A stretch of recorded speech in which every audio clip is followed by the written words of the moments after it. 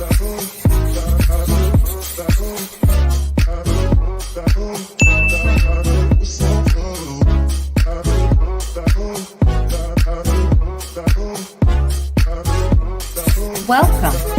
to the VLenore Show.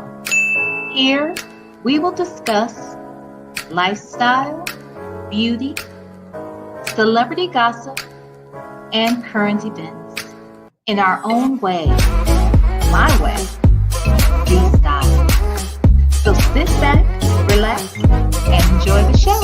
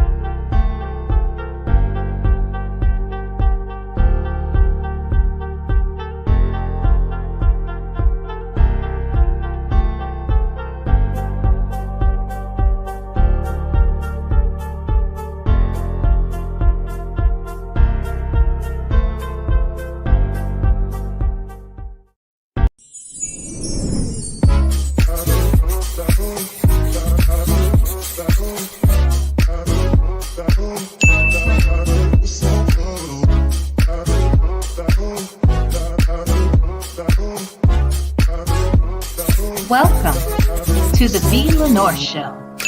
Here, we will discuss lifestyle, beauty, celebrity gossip, and current events in our own way, my way, the style. So sit back, relax, and enjoy the show.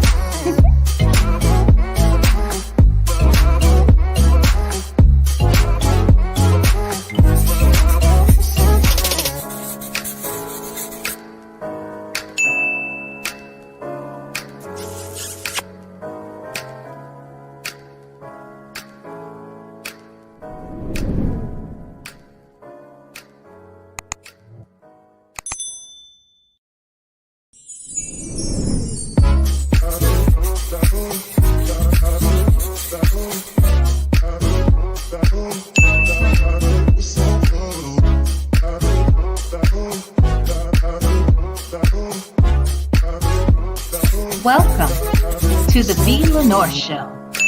Here, we will discuss lifestyle, beauty, celebrity gossip, and current events in our own way, my way, the style. So sit back, relax, and enjoy the show.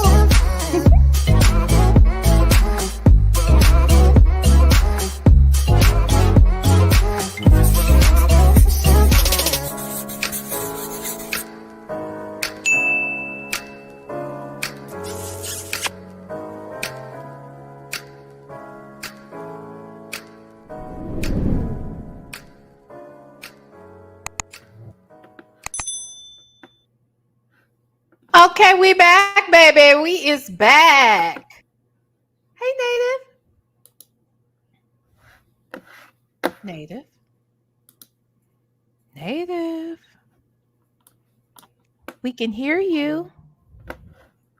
But you're not saying... I don't know what just happened. Hey, everybody. What in the hell? I don't know what happened. I got too many tabs open, V. I ain't gonna lie. I got all kind of stuff happening over here. But hey, everybody, we're here. We're live. We're back. We is back. Okay. And let me say this. I'm so mad. I didn't realize I hadn't eaten all day until about 5 minutes ago. Oh boy. My food got here and I'm mad because I ordered some beautifully, deliciously fried ass perch, right? And I ordered fries to come along with it, and they forgot the fries. So I'm a little devastated. I'm going to enjoy my perch. Who do we need to cuss the fuck out? because right now it is 9:40. It is I almost 2 know. o'clock. I know. I'm sorry. But it just messed me up. Okay. No, who do we need to cuss out? Because somebody need to be let had. Who do we need to cuss out, V? I don't know if we should cuss out the driver or the fish shack place I got it from or what. Okay. Mm-hmm. But anywho, what'd you say? That means you didn't need the fry. I don't need none of this shit. While you fooling, I don't need these the fries or the fish. But I'm gonna eat them. I'm eating this fish. It's good. Damn.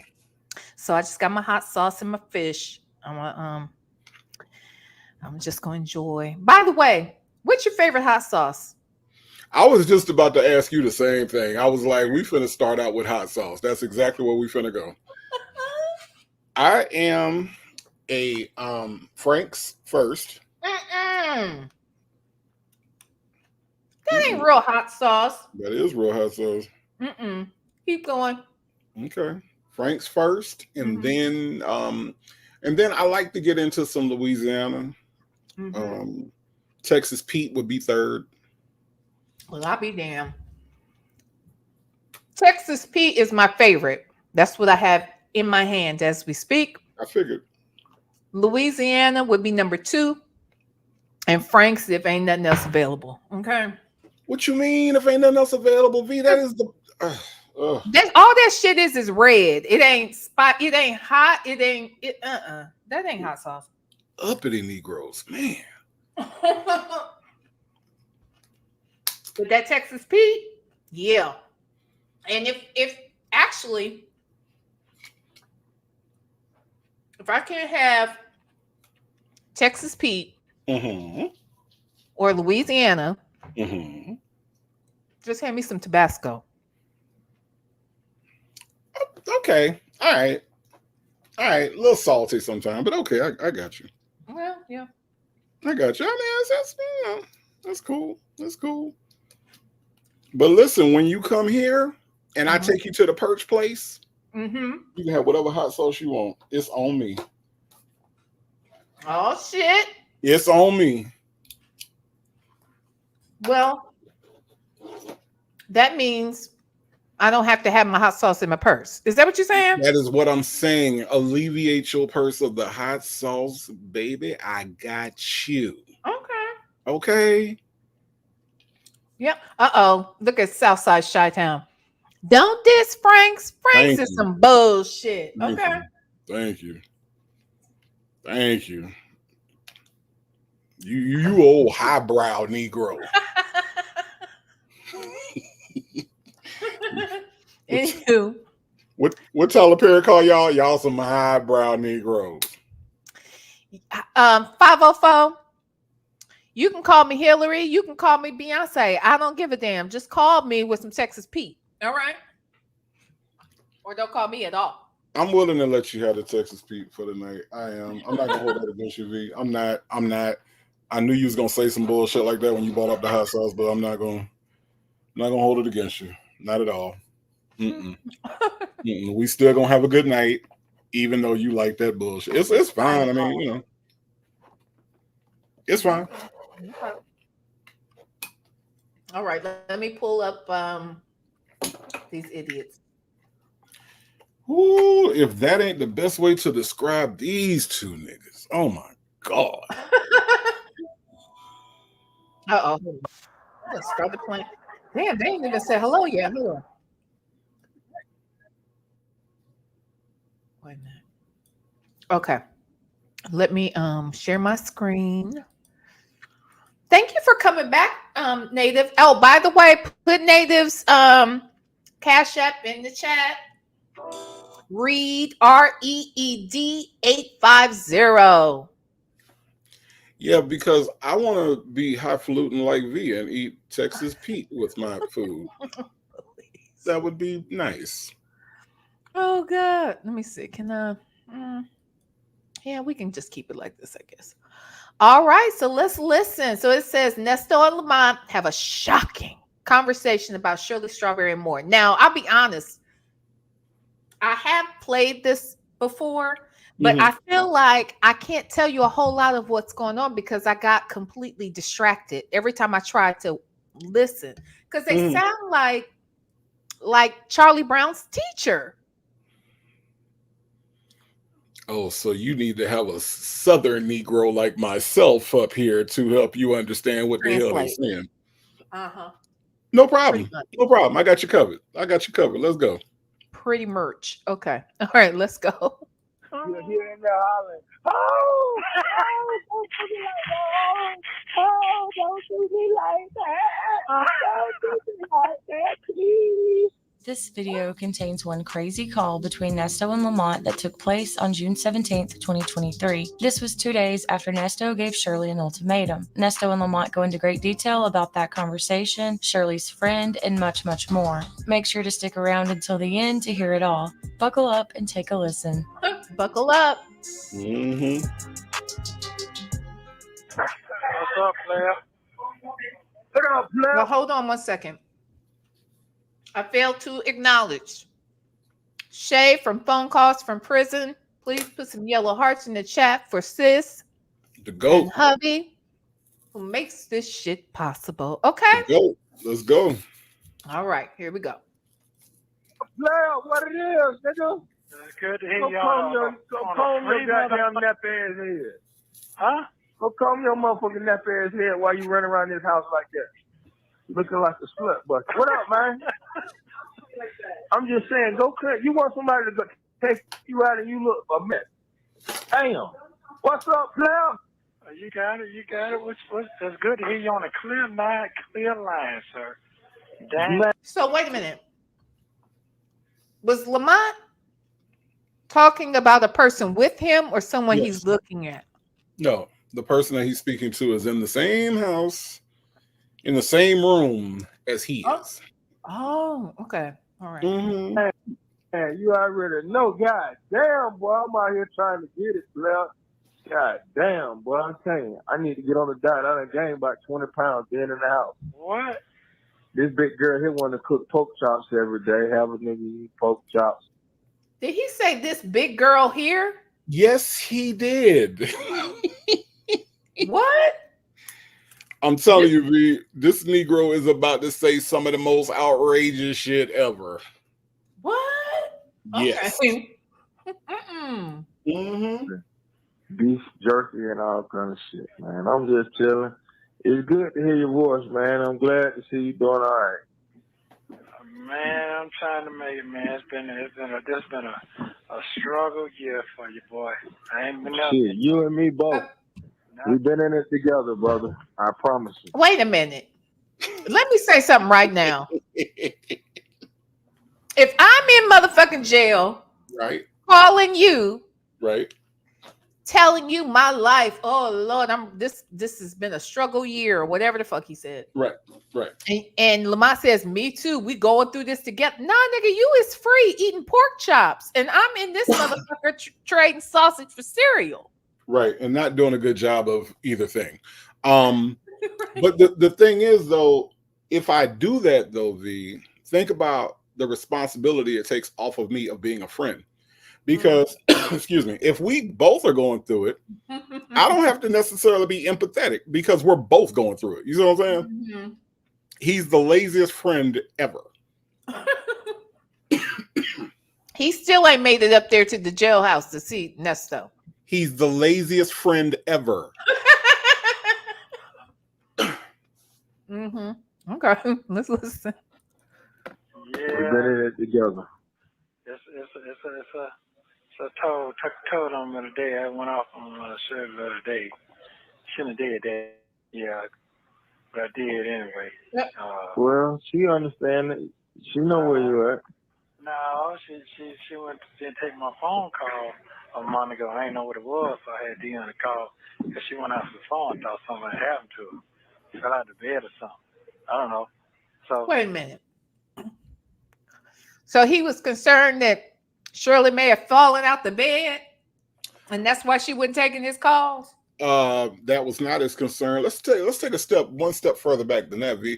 This Okay. nigga said he went off on Shirley. Now, said call that he's talking about Yeah, he can go off. He was begging. Now look here, Pretty much. I just need to know where I'm going. I need to know where I'm going. All right, so just tell me where I'm going.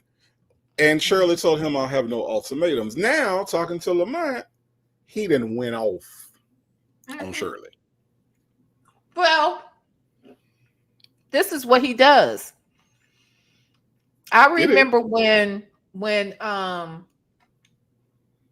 he was talking about how he went off on Dre because Dre said they need to take a ride, and you have to explain some of this shit to me about these kids and these dogs. And he made it sound like he went off on Dre when he didn't. Right. It He is told what Sonya he does. he went off on Dre. He told Sonya he went off on Dre. He goes off on the lawyer. He done went off on Shirley. He went off on Dion. Remember he went off on Dion too? Oh, yeah, he did. He went off on Dion, supposedly. Yeah. Because he gonna tell me that I'm doing fine. And I'm like, nigga, don't tell me I'm doing fine when you don't know nothing about this here right here, nigga. You know what I'm saying? I'm like, bro, that's not even like your tone or your speech back. That don't even sound like you, bro. But you know. Hold on 1 second. Elite Diva, you damn Skippy. I'm tearing this shit up. It is the bomb. I wish I had my fries, but I ain't got them. But yeah, I'm tearing it up. I'm sorry, y'all. It's Friday night with Native. Okay. Okay. So yeah, let's listen. Let's listen a little further. And she gonna call Dion back talking about she tired. She don't want to do it no more. This ain't her lifestyle. I say, what the fuck are you talking about? That's what I'm saying to myself. So I waited 2 weeks before I tried to call back. She didn't answer. So I tried to call on the free phone. So again, what'd you say, Nesto? You said, what the fuck are you talking about? Is that what you said to Shirley? I ain't hear it quite like that. But okay. So I had to call. Yeah. I don't understand, even in the actual conversation that did happen. Uh-huh.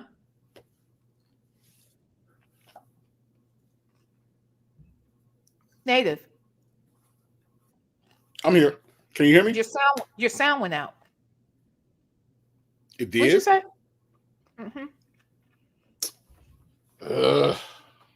No, you're good now. But you said, what did you say? No, what I was saying was that even in the real conversation that he actually had with Shirley, I don't understand what's hard to understand about somebody not wanting to be involved with this day in and day out. You know, he was making it sound like she said she don't want to have nothing to do with this. I don't understand. Well, you supposed to be. No, ain't nobody supposed to put up with this shit. Here's the thing, though. Her walking away from him is a sign that he is wrong. You know what I mean? And he doesn't want that appearance. I think that's what concerns him. And he's concerned about what that attachment has offered him in the past, which, you know, when she walks away, he doesn't have that. Whether that's connection to celebrity or if it's just the money that she, you know, can bring in steadily that he can't. I think that's what was going through his head. That's true, and I never thought about that. That is true. Her walking away means that, yeah, that's a bad look for him. That's true.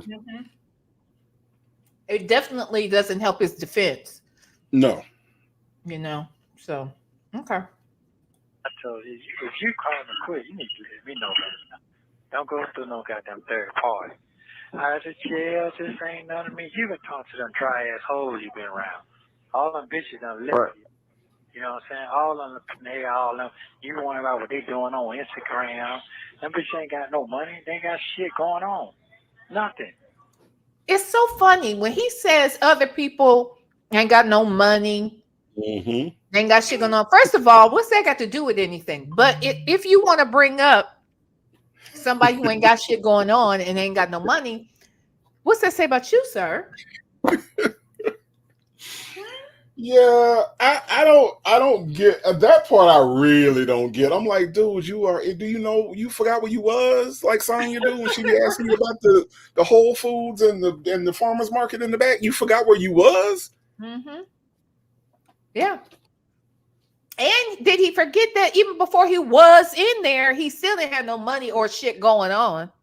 He sure didn't. Because if you sit up and talk about people with a 1-bedroom apartment and they eating corn hash, well, guess who paid the rent at that 1-bedroom apartment, sir?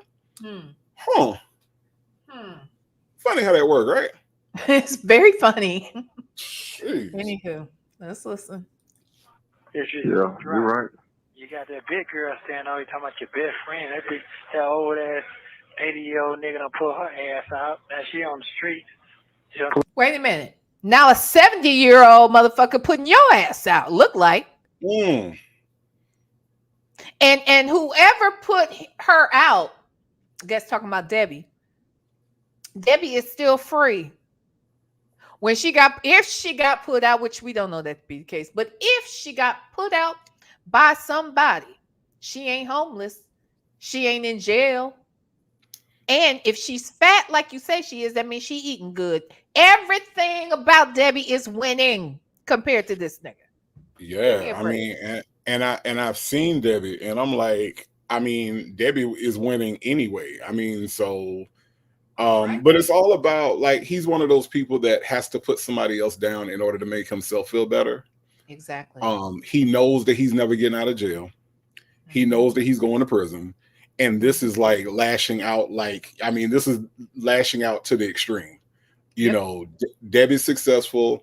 Debbie's doing her thing. Debbie can move around, like you said. You know, Debbie ain't sleeping on no bunk. Debbie don't have a cellmate. You know, and so he mad. He mad. She does not have to trade sausage for cereal. She's obviously eating well. I haven't seen Debbie. I don't think I've seen her. Was she in Shirley's wedding by chance? I believe that is where I saw her at. Yes. Oh, okay. I might need to let me look for that picture. Okay. Yeah. Let's listen. Put her out. Yeah. You know, she got married. Because she thought she was going to use him. Yeah. That's what these users are talking about people using people. Oh, the irony. Oh my God. Yes. Boy, that motherfucker snapped on her ass. So Well, wait a minute. I will say this. I do remember hearing part of this call because there's something that Lamont says, and I think it's this call. Something Lamont says that I just want to touch on. So we'll listen up. Let's listen. I tell the wife of that, she didn't want to hear that. Okay, now she's standing over there riding up and down the street. She living with your ass now. Y'all two motherfuckers sitting over there getting fat together. Miserable. If they're getting fat together, that's their business.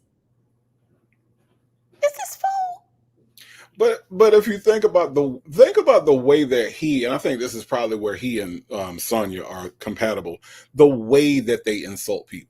Yeah. You see what I'm saying? It's like they have a way of, like, you know, because Sonya swears being her size is absolutely the best thing in the world. So anybody bigger than her, you know, anybody bigger than 98 pounds, you know, she's all like, oh, they're fat. Oh, look at them. They're, you know, when she goes on the visits and they're just over there being fat. Oh, look at that. And he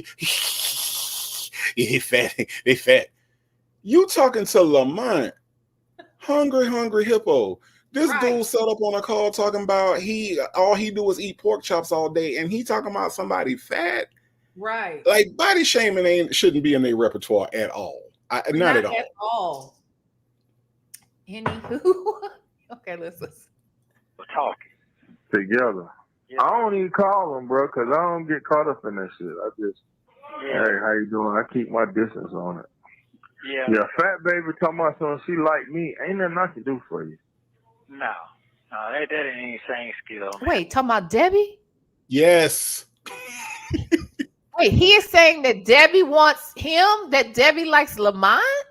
That is what he is saying. And he is saying it in such a manner as if Debbie doesn't, like, size up to him. Like, oh, no, not you. And I'm like, bro, you really need to reevaluate your self-image for real. Like, No. Lord have mercy. These people are delusional as spook. Okay. Oh my God. What? All right. Let's listen. Shall we only 3 minutes and 42 seconds in? Oh, I've been appalled at least 4 times. Okay, hold on. All right, let's listen. So anyway, so I just said to myself, man, I'm not finna do it. I'm finna get out and get on some fresh new shit. And yeah, it's just time me do something else. I know, and it done took a toll on everybody. I gotta wait the next week see what they gonna do with this bond thing. Ain't took a toll Wait on a me. minute. He said, let me go back a little bit because what I'm hearing him say. See, this is what you shouldn't be talking on the fucking phones, but I'm glad you are.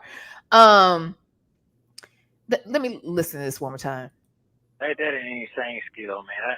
So anyway, so I just said to myself, man, I'm not finna do it. I'm finna get out and get on some fresh new shit. And yeah, it's just time me do something else. I know. So wait a minute. When he says it's time for me to do something else to start doing some new shit, does he mean a woman as in Sonya, or does he mean his acts, his crimes, his business, air quotes?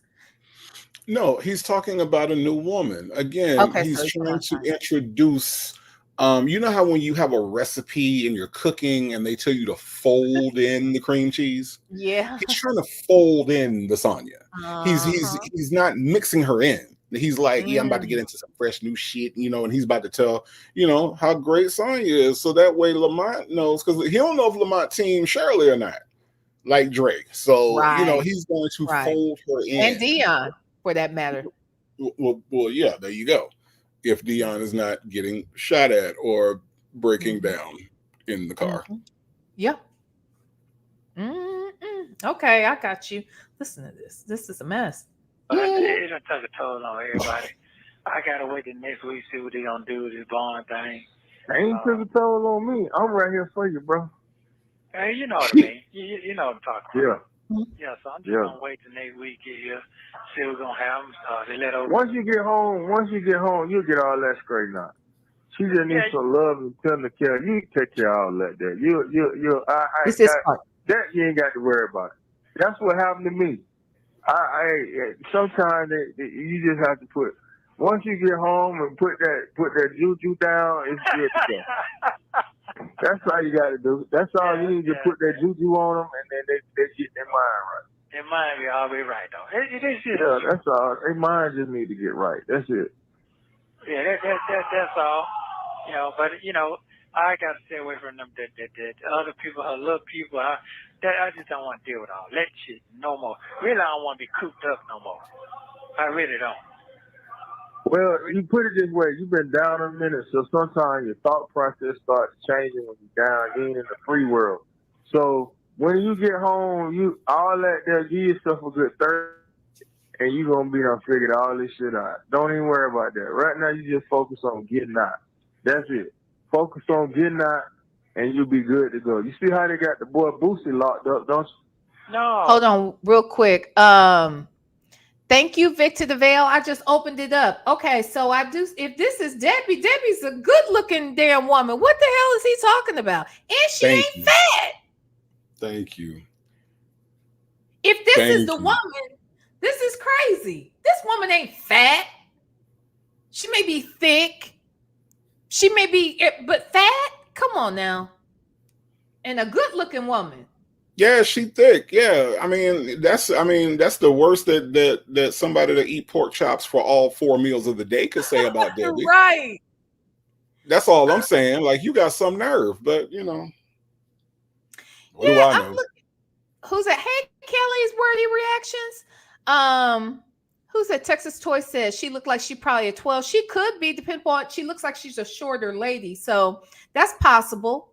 A 12 on me looks, very thin, whereas, someone shorter, it may, but that's still not a fat. I don't give a damn how short you are. If 12 ain't fat, I wouldn't think. Yeah, but they like, you could tell that they like women that are like anorexic or, crackish, or, however, It is weird. It is weird, but you know, it kind of lends towards my theory about old Nesto and these CP charges, though. That's true. That's true. And were people calling him daddy? Because I could have sworn, didn't Sonya say something like that in a visit or something? I don't know. She was just trying to be funny. But so no, we was trying to figure that out in the text because she had said something about helping out her daddy. And we was trying to figure out if she was talking about Nesto or was she talking about her actual daddy who has been dead. right. And we couldn't figure out. So either way, it's a weird phrasing. Mm-hmm. However, Absolutely. she meant it was weird. So yeah. Mm-hmm. Actually, Texas or not Texas Toy, kind of big was asking if I can show the pictures. Yeah, let me see if I can try and save them and I'll pull them up in a bit here. Okay. All right, let's play a little more. Oh no, what are y'all locked up for? Yeah, they got him on gun charges. He's selling all this stuff right now. Yeah, they got Boosie fucked up, man. Damn, he just got out though. Yeah, the feds picked him up. For real? Yeah, the feds got old Boosie, man. God damn. Damn, man. How long ago that been? What did he just say? I'm over here snapping. It's the irony of a nigga in jail, shocked that another nigga went to jail, and then Lamont acting like he know Boosie. Oh, they got old Boosie. You don't like know they all him. long lost friends out here. Are you kidding me? Oh, they got Boosie. Yeah, they got old Boosie. They got him. They got him the other day. A mess. Hold on. Trying to get these pictures together. Okay, let me keep going. Just the other day, he walked out of court and they got him when they hit. As soon as he touched the steps, they went on and clipped him. I mean, what court? What you mean? Talking about the state court? Yeah, the state dropped the charges and the feds picked it up. Wow. He ain't even got bond right now. You know, they got a thing for them rappers right now. They trying to take them all down. I didn't know that. That shit didn't make the news or nothing though. They probably ain't care to put it on there. Oh, damn. So what happened to is that shit true about Jamie Foxx and Puff Daddy? Is that shit true? What hell? Talking about Puff Daddy put a hit out on Jamie Foxx, tried to poison. Totally looking for Jamie Foxx. The way this nigga talks.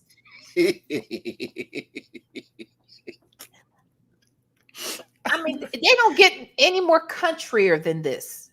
I mean, he is so illiterate and country, not Southern, country. Okay, I just feel like there's a lot of laziness involved too, though, because I feel like it's not just country. It's like open your mouth. You know what I'm saying? Like, even if, because I know country people, but they enunciate and they're still country, but you understand the words because they open their mouth. Nesto don't open his mouth. That's true. He doesn't. Well, that'll change if you stay in there long enough. Let's listen. Hello. Fuck that. No, hell no. That shit's a bunch of hell no. He'll stay on the internet. Just be lying. Right, just lying. Wow. Who lying? Who been lying on these niggas? Who? I don't know. Who lying? Yet. I don't know. People are coming with facts around this piece. Yeah. And he talking about some folks is lying. Boy, bye. That didn't make no sense to me. Damn, Boosie. It didn't even make the news, though. Yeah, man. How you gonna say it didn't make the news, but Lamont's telling you about it? Fool! How would Lamont know if it didn't? I can't. I'm not with y'all. Yeah, it's crazy. Yeah. Man. God damn, bro. Wow. Oh, gun charges. You say gun charges? What you mean? Yeah, gun charges. They're trying to get all the rappers up out of there. Oh, damn. He ain't got no bond. Wow. Nah, he ain't got no bond. Wow. Well, I know the season changed a whole lot since I've been going 1 year. I know it is. Yeah, a lot of shit better change, man. A lot. Who walking around? That's you, Native? You walking around your house? No, I'm not. No, I'm Who's not. walking? Lamont? That might be Lamont. It ain't me. I'm sitting there. I'm chilling. I was like, where Native going? What's he I ain't doing? going nowhere. Did y'all hear that walking? Here, let's go back. Here. Okay, here we go. Listen. Wow. Well, I know the season changed a whole lot since I've been going 1 year. I know it is. That's Yeah, probably a lot of shit better change, man. That's Lamont or that big girl over there. She walking around. The big girl walking around looking like a slut bucket. Yeah, that's probably her. He said this big girl over here cooking pork chops and shit every day. Okay. Anybody tell you to eat them every day? Right. Get you some aluminum foil, Lamont. Damn. A lot. I know it is. But ain't that much. These niggas still broke. Bitches still begging. Still telling. These niggas still going with each other. That shit crazy. That's crazy. I did tell you about my they got out, right? I told you Hold on, V. Yeah, Okay. yeah. You already Pause real quick. Mm-hmm. Did you hear what Nesto said that Lamont didn't hear? He said, Lamont said, bitch is still begging, and Nesto said, bitch is still telling. Yeah, I did hear that. He didn't say lying. There's a distinction. If somebody is telling on you that is versus true. somebody lying on you. Uh-huh. He didn't say bitches be lying. He said bitches still telling. He did say that. I just went back a few seconds. Let's hear him say it again. Hold on. Oh. Well, I know the season changed a whole lot since I've been going 1 year. I know it is. Yeah, a lot of shit better change, man. A lot. I know it is. But ain't that much. These niggas still broke. Bitches still begging. Still telling. These niggas still going with each other. Still telling. That's shit crazy. I did tell you about the other people they got out, right? I told you that. Yeah, he straight up and down said, still telling. So here's the other thing. When he said the other people, my guess is Lamont knows Erica very well too. Remember when there was one point where he called Lamont? I want to say it was either the latter part of 23. And he told Lamont, check to see if there's been any emotion on your end, on that other end or whatever. And Lamont was like, yeah, say no more. Say less. I'm on it. Yeah. You think that's making me think they were talking about Erica, and Lamont has probably been very instrumental in whatever the bullshit is that Nesto's been into. Right. And Erica has worked with both of them. That's what I think. I think it's Erica they referred to, and I know that, when he was talking to Dion, he referred to Ms. Jones in one phone call. Oh, he did? Yeah, he did. It was Dion was saying, because Dion always got to hype him up and make him feel like he's the next Berry Gordy, and he was like, yeah, daddy, because you had them people, Ms. Jones, and he said something about her. You had them thinking that you had her thinking she was in charge. Oh, right. Yes. He was referring to Ms. Jones. So they've been kind of like talking around these other accomplices a little bit. But we didn't know. It was like we had to kind of get filled in. We had to, fill in the gap. So yeah, I don't know. It's all trash. They all trash. Good point. Okay. You already let me know. Yeah. So I'm looking forward to see what's gonna go on next week. Think I got a very good chance to say anything on that. Yeah. So that's it. Yeah, I get it. I'm just gonna let them folk. Yeah. and let everybody do what they do till I get out and see what the fuck I'm gonna really do what's going on. Cause I asked her 10 times, same thing. You ready to go? Oh no, you're not gonna pressure me into that. Oh yeah. Okay, that's what I thought.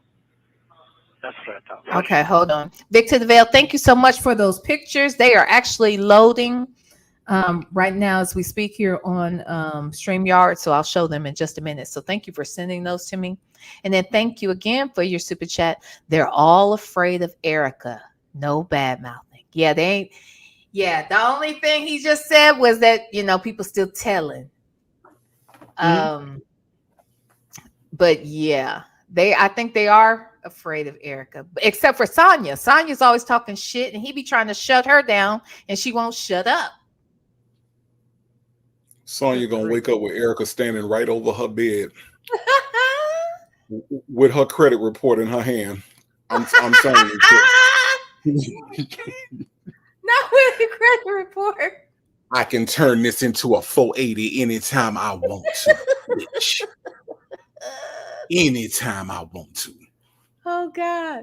Okay, look. So I got the pictures. Hold on. Let me pull them up. This is the first picture. Oh, let me move. Thank you again, Victor the Veil. Okay, so this is the first picture, and Debbie. We believe Debbie is the person on the far right in the gray-like suit. Correct? Is that correct? I believe Nathan, so. do you recognize her? Okay. Mm-hmm. Okay. Now, here's a full-length sort of picture of this fat lady, okay, in the gray suit on the far right. Okay. Now, if you really want to get a close-up, they got her right here, too. I want somebody to tell me where this lady is fat. The hell?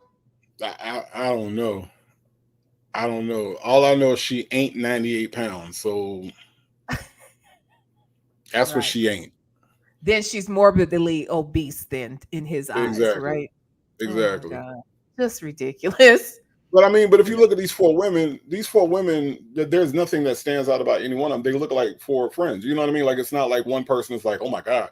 They're all beautiful in this picture. And for them to sit there and just try to find a way. And this dude that eats pork chops, I want you to think about this, V. This dude eats pork chops all day, every day, said that he can't push his way away from the table. Mm-hmm. Call somebody fat baby. Mm-hmm. Yeah, it makes no sense. Makes no damn sense. Okay. All right. Here, let me move. Let me look at this again. Again, this is a close-up of the wide screen, right? She's thicker in the middle. A lot of us middle-aged women are like that in some level, okay? Look, we going through things, okay? Man, but fat she is not, huh? No. It's crazy. Yeah, no, this is cuckoo. There's nothing about that lady is fat. And she's good looking. Like you said, all of these women are beautiful. They all are. 4, 5 of them. Mm-hmm. A mess. They are. Who this dude is pathetic. Actually, and it's not just him. Both of these fools are pathetic. Yeah, it's different levels of pathetic that they both occupy. Nesto is like a rung below Lamont. So yeah. Like he's right below. Mm-hmm. But yeah. Please hit the like button, y'all. Please. Thank you. All right. Oh, Leela said, Leela, not Layla, said, Debbie is PHAT. Okay. Pretty. What is that? Pretty hot and tempting. Pretty hot and tempting. Okay. All right. She's PHAT. All right. Not no damn FAT. Fools. I ain't mad at it. Wait a minute. 504 said he's built like a pig lip. Not a pig lip. The hell? Oh, a mess. Yeah. They think I'm gonna get out and I'm gonna blow all the way up. And that's what it is, and be with somebody else. That's what the real deal is. Man, don't even worry about that. They just need that love and tender care, bro. I'm telling you what it is. Okay. Well, then that's what it Once is. you Oh, get wait a minute. home and drop that Hold love on, and hold tender on. Yes, to answer the question, Tanya B, that is Tamika in the back. I didn't recognize her at first till you said that. It made me look at the picture. So right here in the back left, she's kind of got like an asymmetrical cut, but that's Usher's ex-wife. Yeah. Mm-hmm. Show is okay. in the kill and that juju on her, she gonna be back to normal. Hey, honey, I deal with it every day. That is the comment. Now I did hear that. Let's go back for a second because it's this comment that I think they're laughing at, but I think there's some. Let's listen. Okay. I see what the fuck I'm gonna really do what's going on. Cause I asked her 10 times, same thing. You ready to go? Oh no, you're not gonna pressure me into that. Oh yeah. Okay, that's what I thought. What it is they think I'm gonna get out and I'm gonna blow all the way up. And that's what it is, and be with somebody else. What is the real deal? That you're going to get out. First of all, nobody thinks you're getting out. So stop it with that bullshit. Okay. So his thought is that Shirley doesn't want to say it's over because she's afraid that when he gets out and he blows up, he may want to go with somebody else, and she don't want to see that happen. Right. Okay. Right. She would rather leave than to watch him reach the phenomenal heights of fame and wealth and have a successful husband. She'd rather leave because if that happens, well, he'll go and he'll find another woman to be with, and she can't take that. That woman right there in the middle of the screen, would be devastated. Yes, she would be totally and completely devastated. Right. Yeah. Not that he's gonna get out and continue to be the bum ass nigga that he is. No. Nope. He gonna excel to new heights. Denzel is gonna play him in the movie. Denzel's son is gonna play the younger version of him in the movie, and it's gonna be a movie, the hottest black novel ever. And because Shirley Strawberry has a fear of success, which he has analyzed, okay? He done analyzed. She has a fear of success. She's afraid and doesn't want to deal with this jail shit no more, V. No. Because all that makes sense. Right. Dumbass. Geez. Okay, let's listen because he's about to say, Lamont's about to say something that I feel like is valid. Let's listen. Okay. Man, don't even worry about that. They just need that love and tender care, bro. I'm telling you what it is. Okay. Well, then that's what it is. Once you get home and drop that love and tender care and that juju on her, she gonna be back to normal. He said, as soon as you get home and you give her some of that love and care and put that juju on her, she'll be back to normal.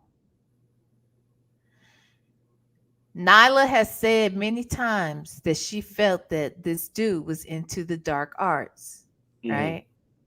I think he is, and I think that so is Lamont. And I think too that when Lamont said when you put that juju on her, most people would hear that and laugh at it and not take it seriously. But I, in fact, think he's probably serious, and he probably does it too. And that's probably how they reel these women in.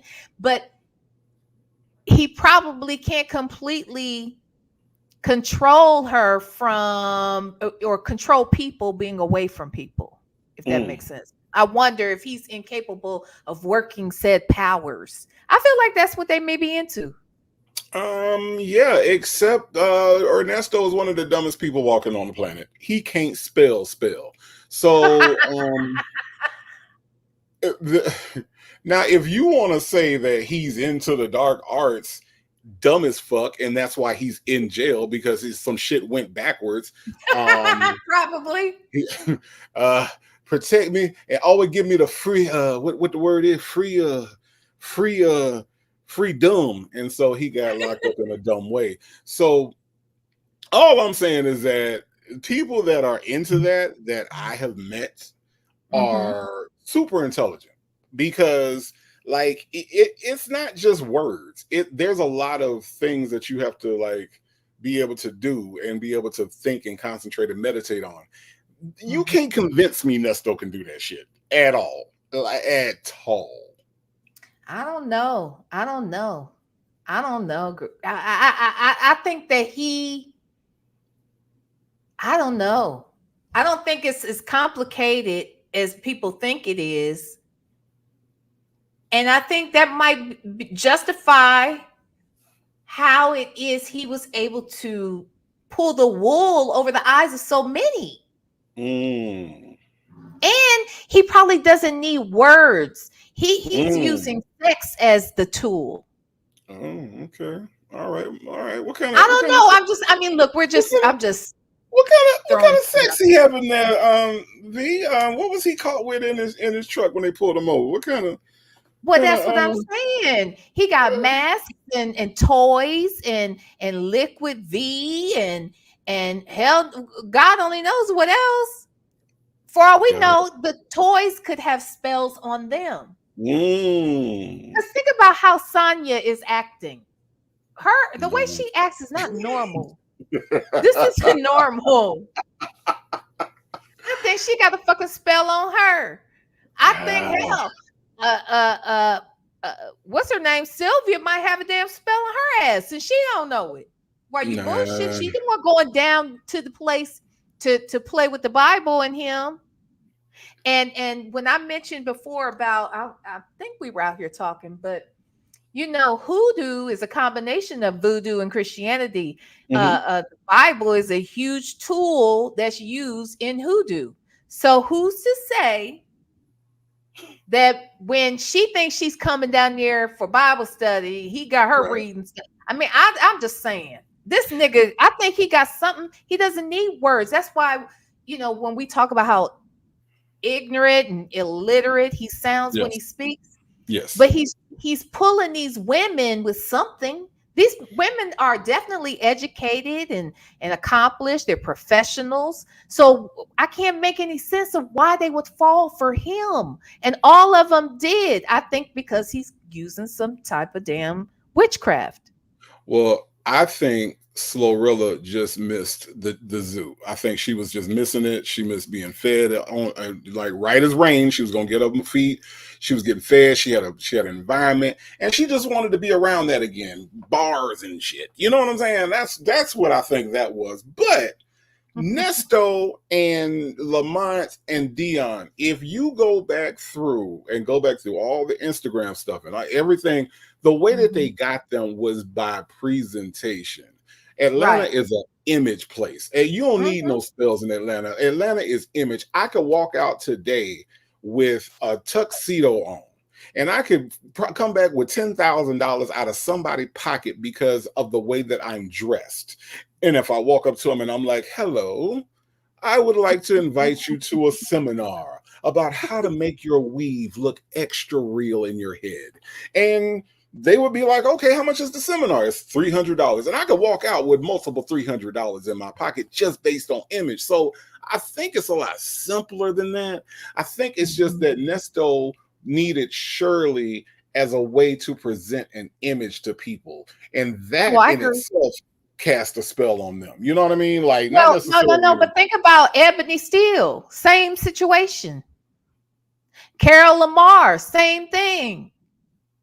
All these women, I mean, it's easy for us to say that they're all desperate, and there's probably a form of desperation that each of them does possess, or or did. However, how did they get to a place where they could spend enough time with him where they could overlook the obvious? And when I say the obvious, I mean his ignorance is palatable. I mean, you know what I'm saying? Like, you can touch it, feel it, taste it. But for whatever reason, they looked beyond that and got close, allowed him close enough, I think, to do whatever he does. I'm just saying, y'all, I do think that I do think I think he's doing something with spells. Real quick, Danielle said Sonya is just slow, V. She Right. used to chew on plastic telephone cord. But she did though. She did. I know. That's when I was saying that's disgusting.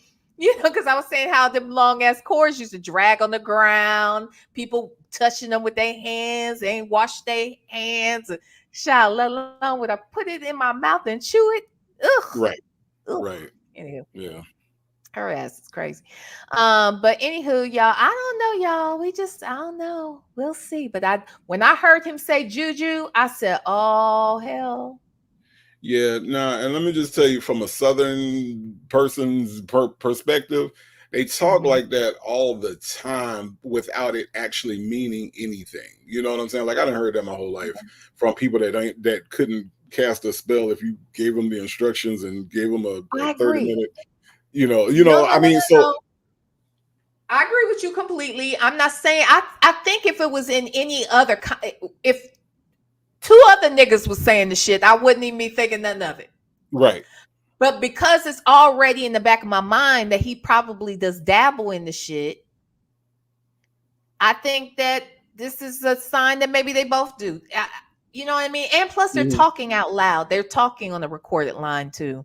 So I still think they are hiding things out in the open in some ways. Does that make sense? Like they're talking about shit with each other that the 2 of them know what they're talking about, and the rest of us could, take it as something different. You know what I mean? No, I get it, but I have to go back to that Maya Angelou quote: when somebody shows you they dumb as fuck, believe them, or whatever she said. Pretty much that's what she said. Pretty much that's it. Don't matter.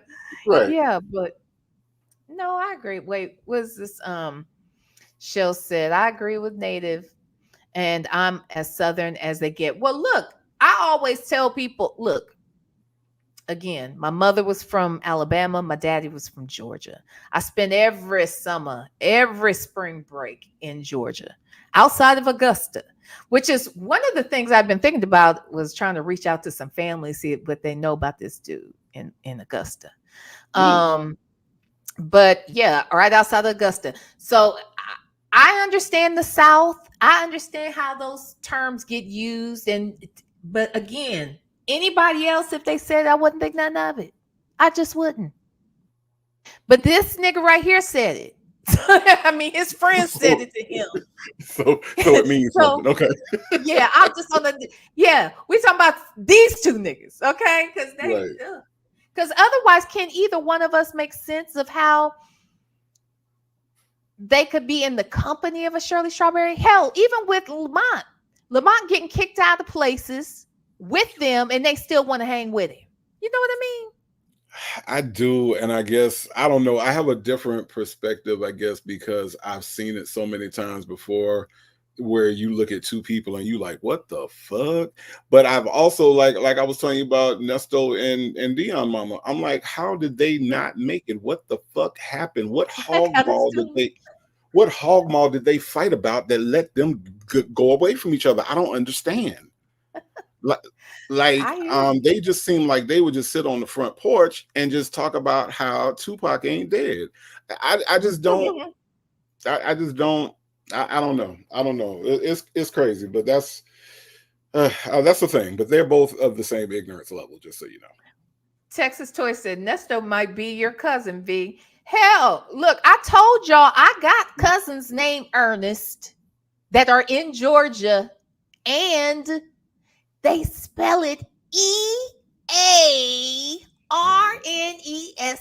like how his is spelled probably on that damn birth certificate that he got all extra with himself and changed it to remove the A, and only to later take off the E and the R to go with Nesto.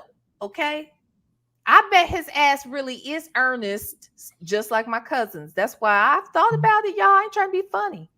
Okay, I hate to admit it, but if he my cousin, I'm gonna call one and I'm gonna ask him to tell me all his damn business, because I ain't claiming his ass. All right. I just happened to look over at the comments and I see Black But Not Bitter said he didn't know Maine was in the U.S. and he thinks Hercules is in the Bible. He ain't into no dark arts. Thank you. Wait, he said Hercules was in the Bible? When did he say that? This fool. Did he say that for real? I'm trying to remember. That sounds really familiar, and it's not out of the range of ridiculous shit that he said.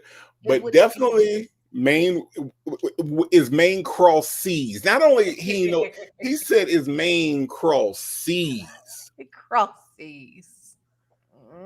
I'm just saying, there's overwhelming evidence that this nigga ain't capable. That's all I'm saying. Oh wait, hold on. Danielle said, have the numbers changed in Atlanta? When I went to undergrad in Atlanta, we were always told there were 7 women to each man. I was told when I was there, I don't know how old you are, Danielle, but I was there in the early 90s and they told me then it was 8-1. So yeah, it was roughly that. So what's the numbers now? 19-1. Are you fucking kidding me? Nope. Damn. Nope. That's what it is. So again, it don't take much, B. Well, I feel sorry for them mother 18 because bitch, I get my choosing. Okay. So poor hoes. I'm so sorry.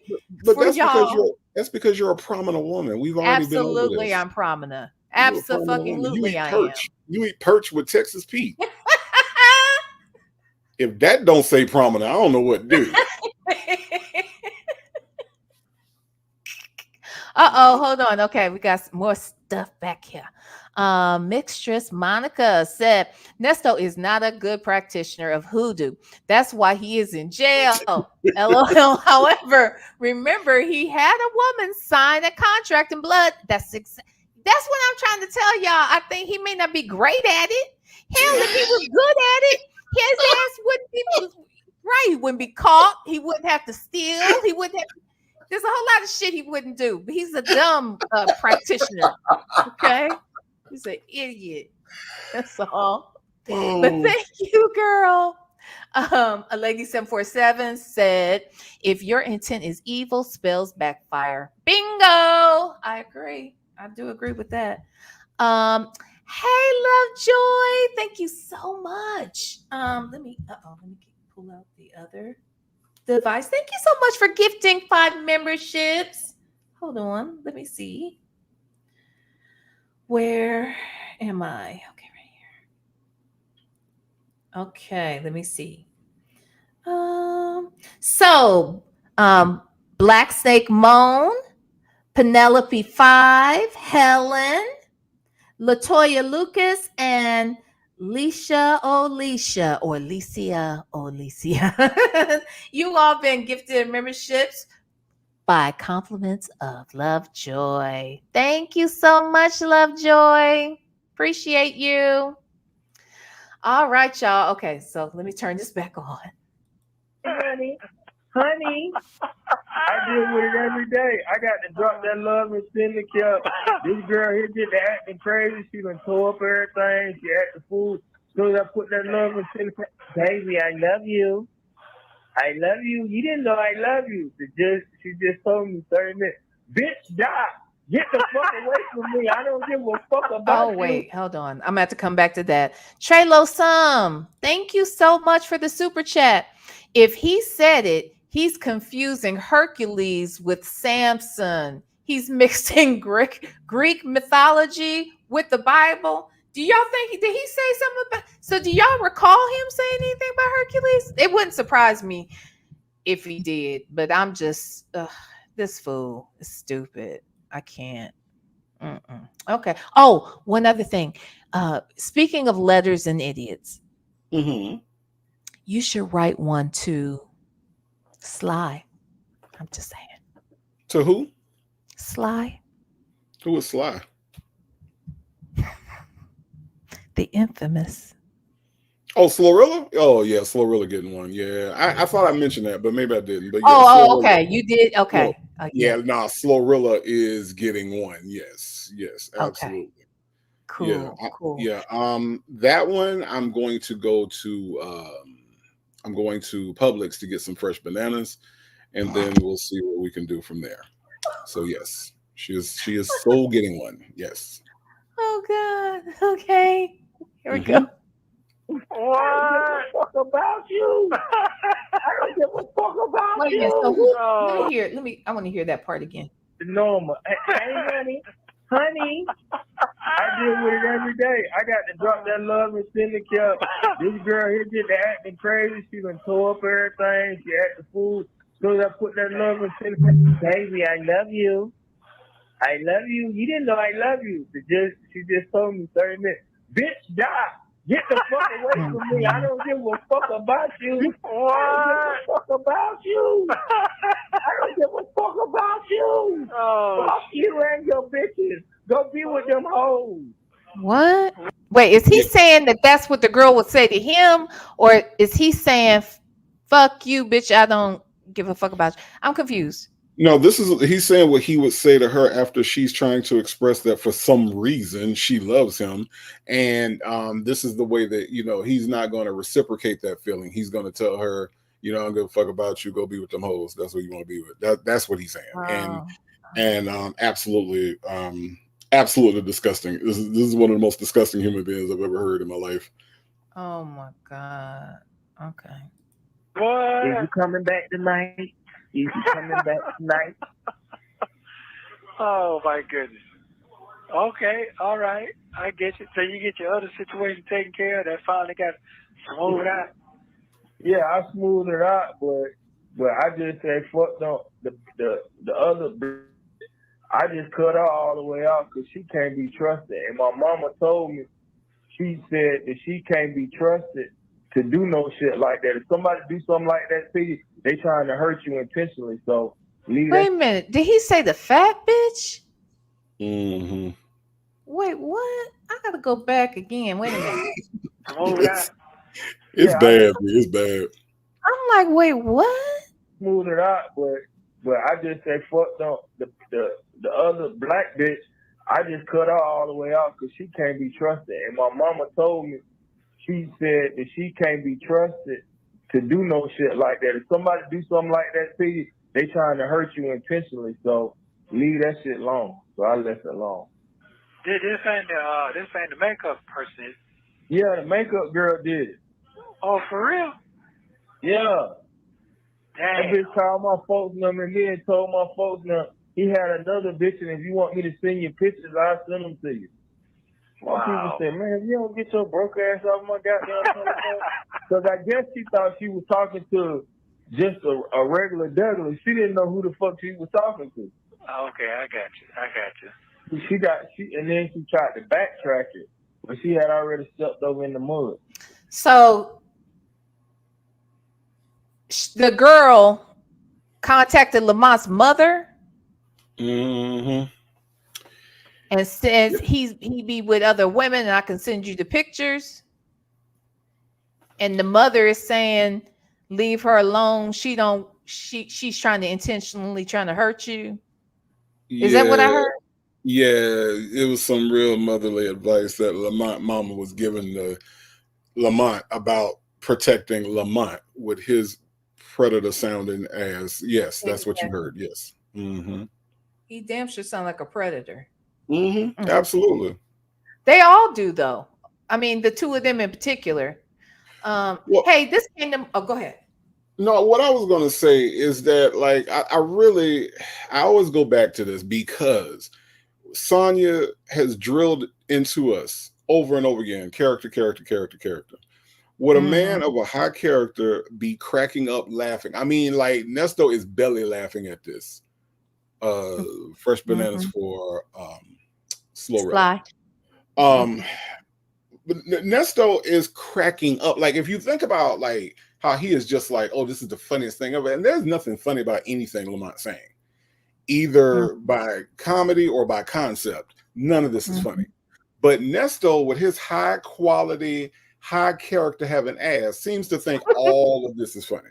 Right, the sexual assault references, the abuse, the domestic abuse, all of this is funny to Nesto, and he is having a great time, and he knows this call is being recorded.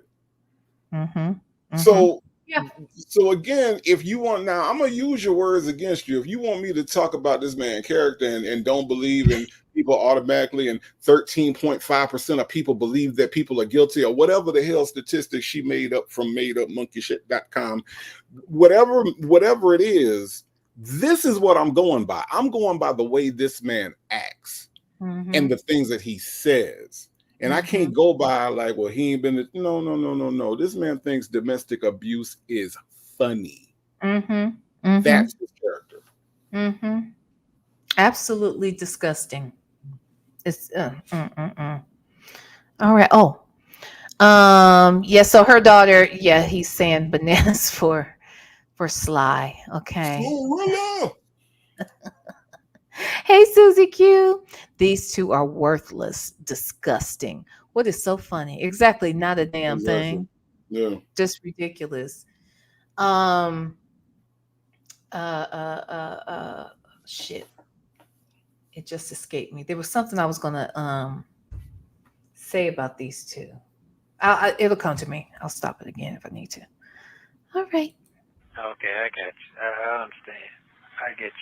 Yeah. Oh, I get you. this is what I was thinking. So you know how they're saying that Dre has not answered any of his calls. Dion hasn't answered any of his calls.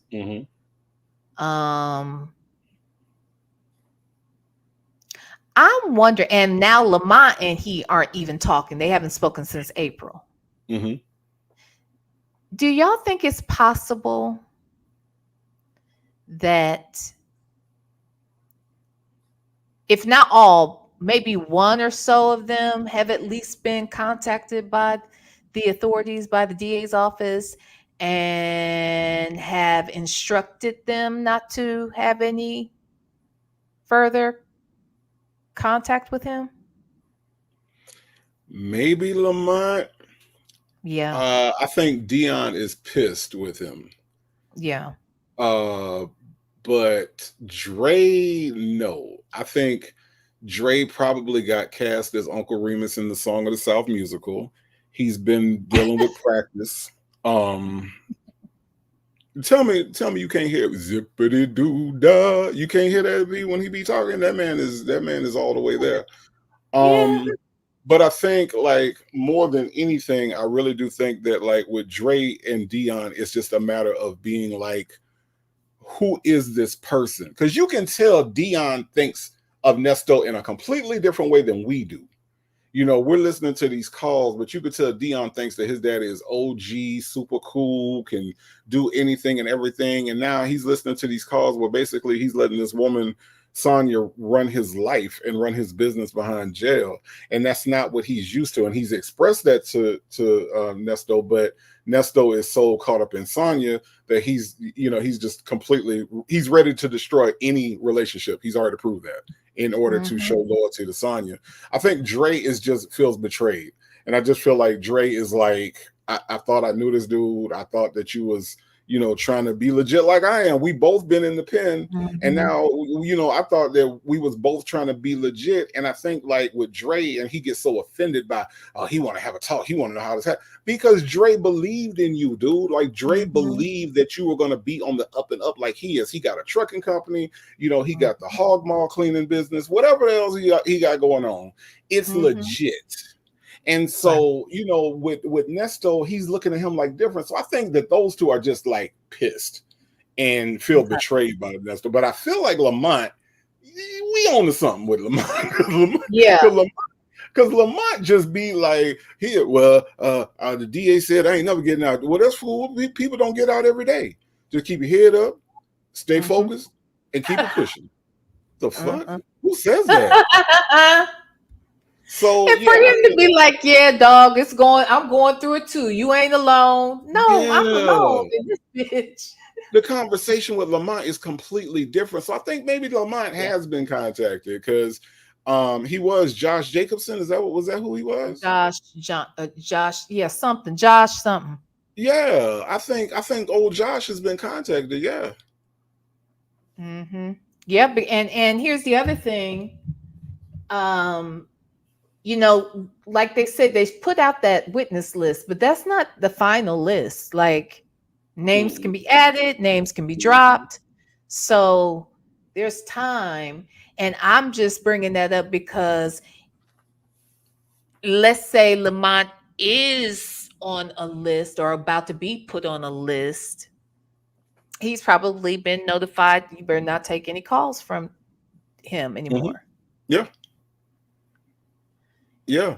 And keep in mind, the thing that we got to keep in mind as the audience, we ain't heard everything. Mm-mm. Will Yeah. Wooten and Shay have heard everything. Everything.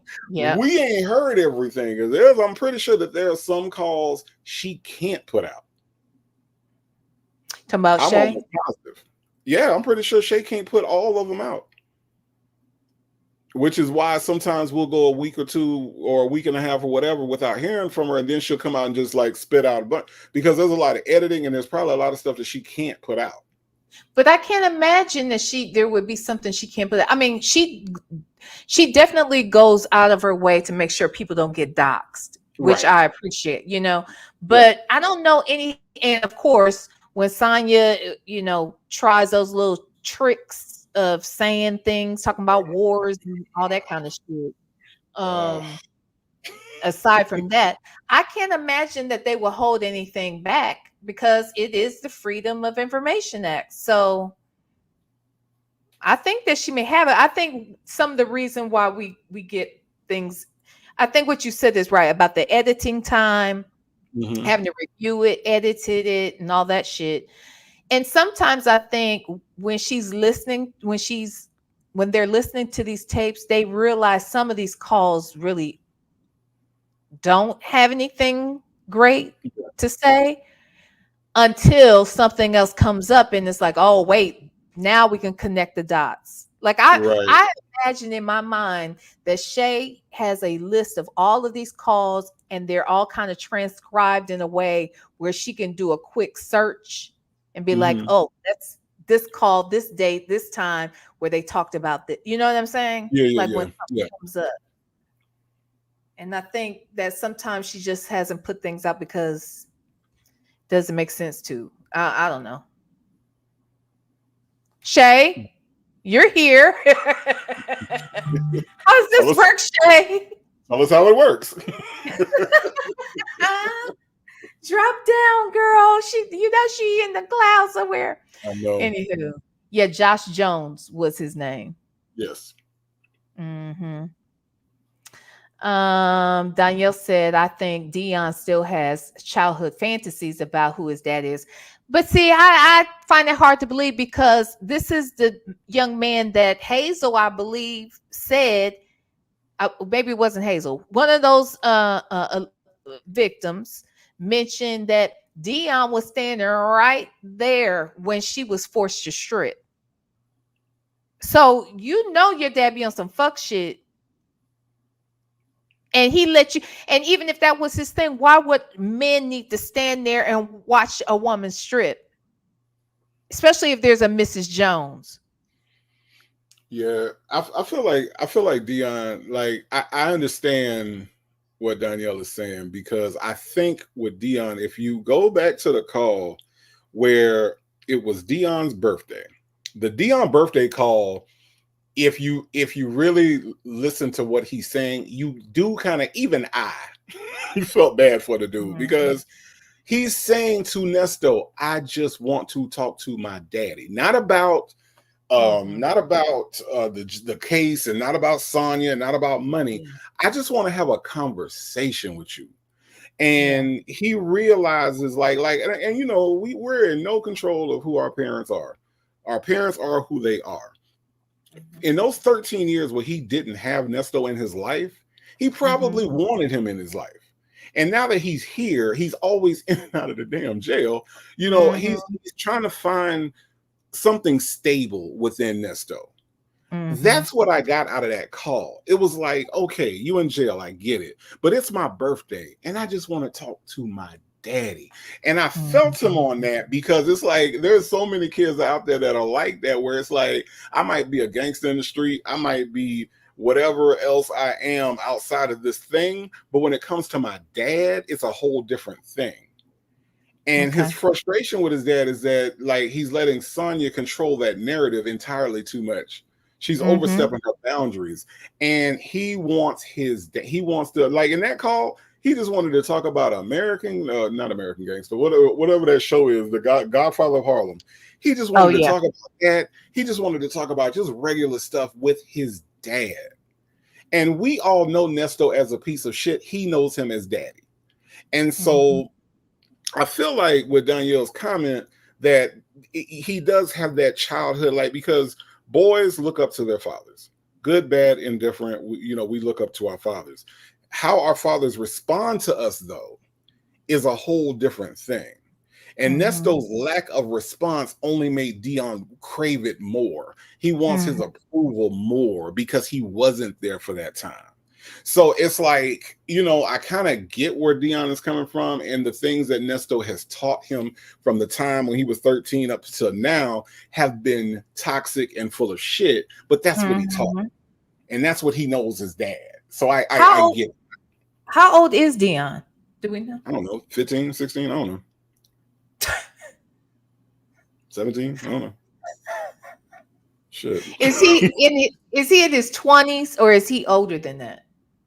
I think he's older than that. I don't believe he's hit 30 yet. 35. Okay, Simply Me said 35. Okay, I'm bad at damn math and kids and shit. Okay, okay, all right.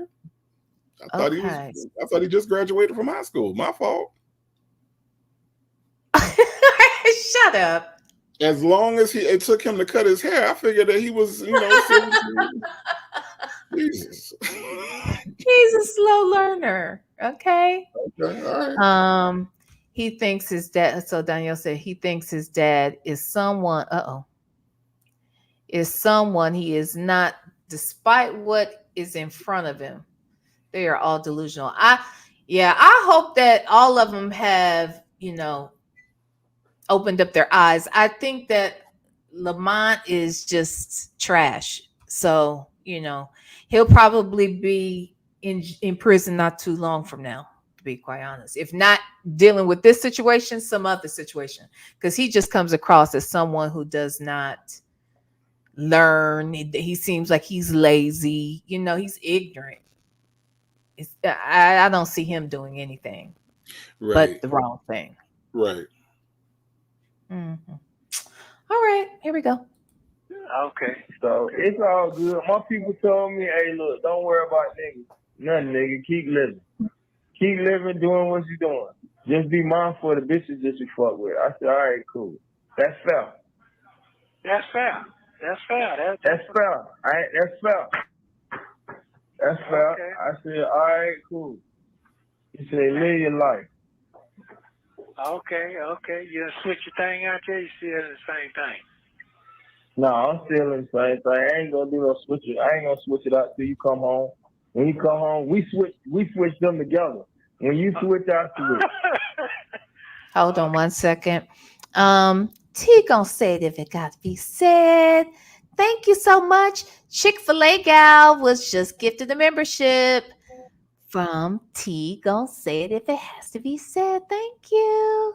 Trello Sam just gifted 5 memberships. D-Dub, Leela Not Layla, Tanya B. Deals, Poetic Diva have all been gifted a membership. Thank Trello Sam. Thank you so much, Trello Sam. Smooches. Okay, all right. We switched them together, so shit. When you start riding, new albums start riding, until then, we're going to be riding the same shit. Okay, all right, okay. All right, well, if you get a chance, man, send our girl at least $100 to CashApp for me the next 10. Because other folks, they say they couldn't off. They ain't doing nothing else for me. They already said, they told me that Thursday. They told me that last month. But I listened to Dion, what he had to say. But I didn't want to hear what I had to hear from her.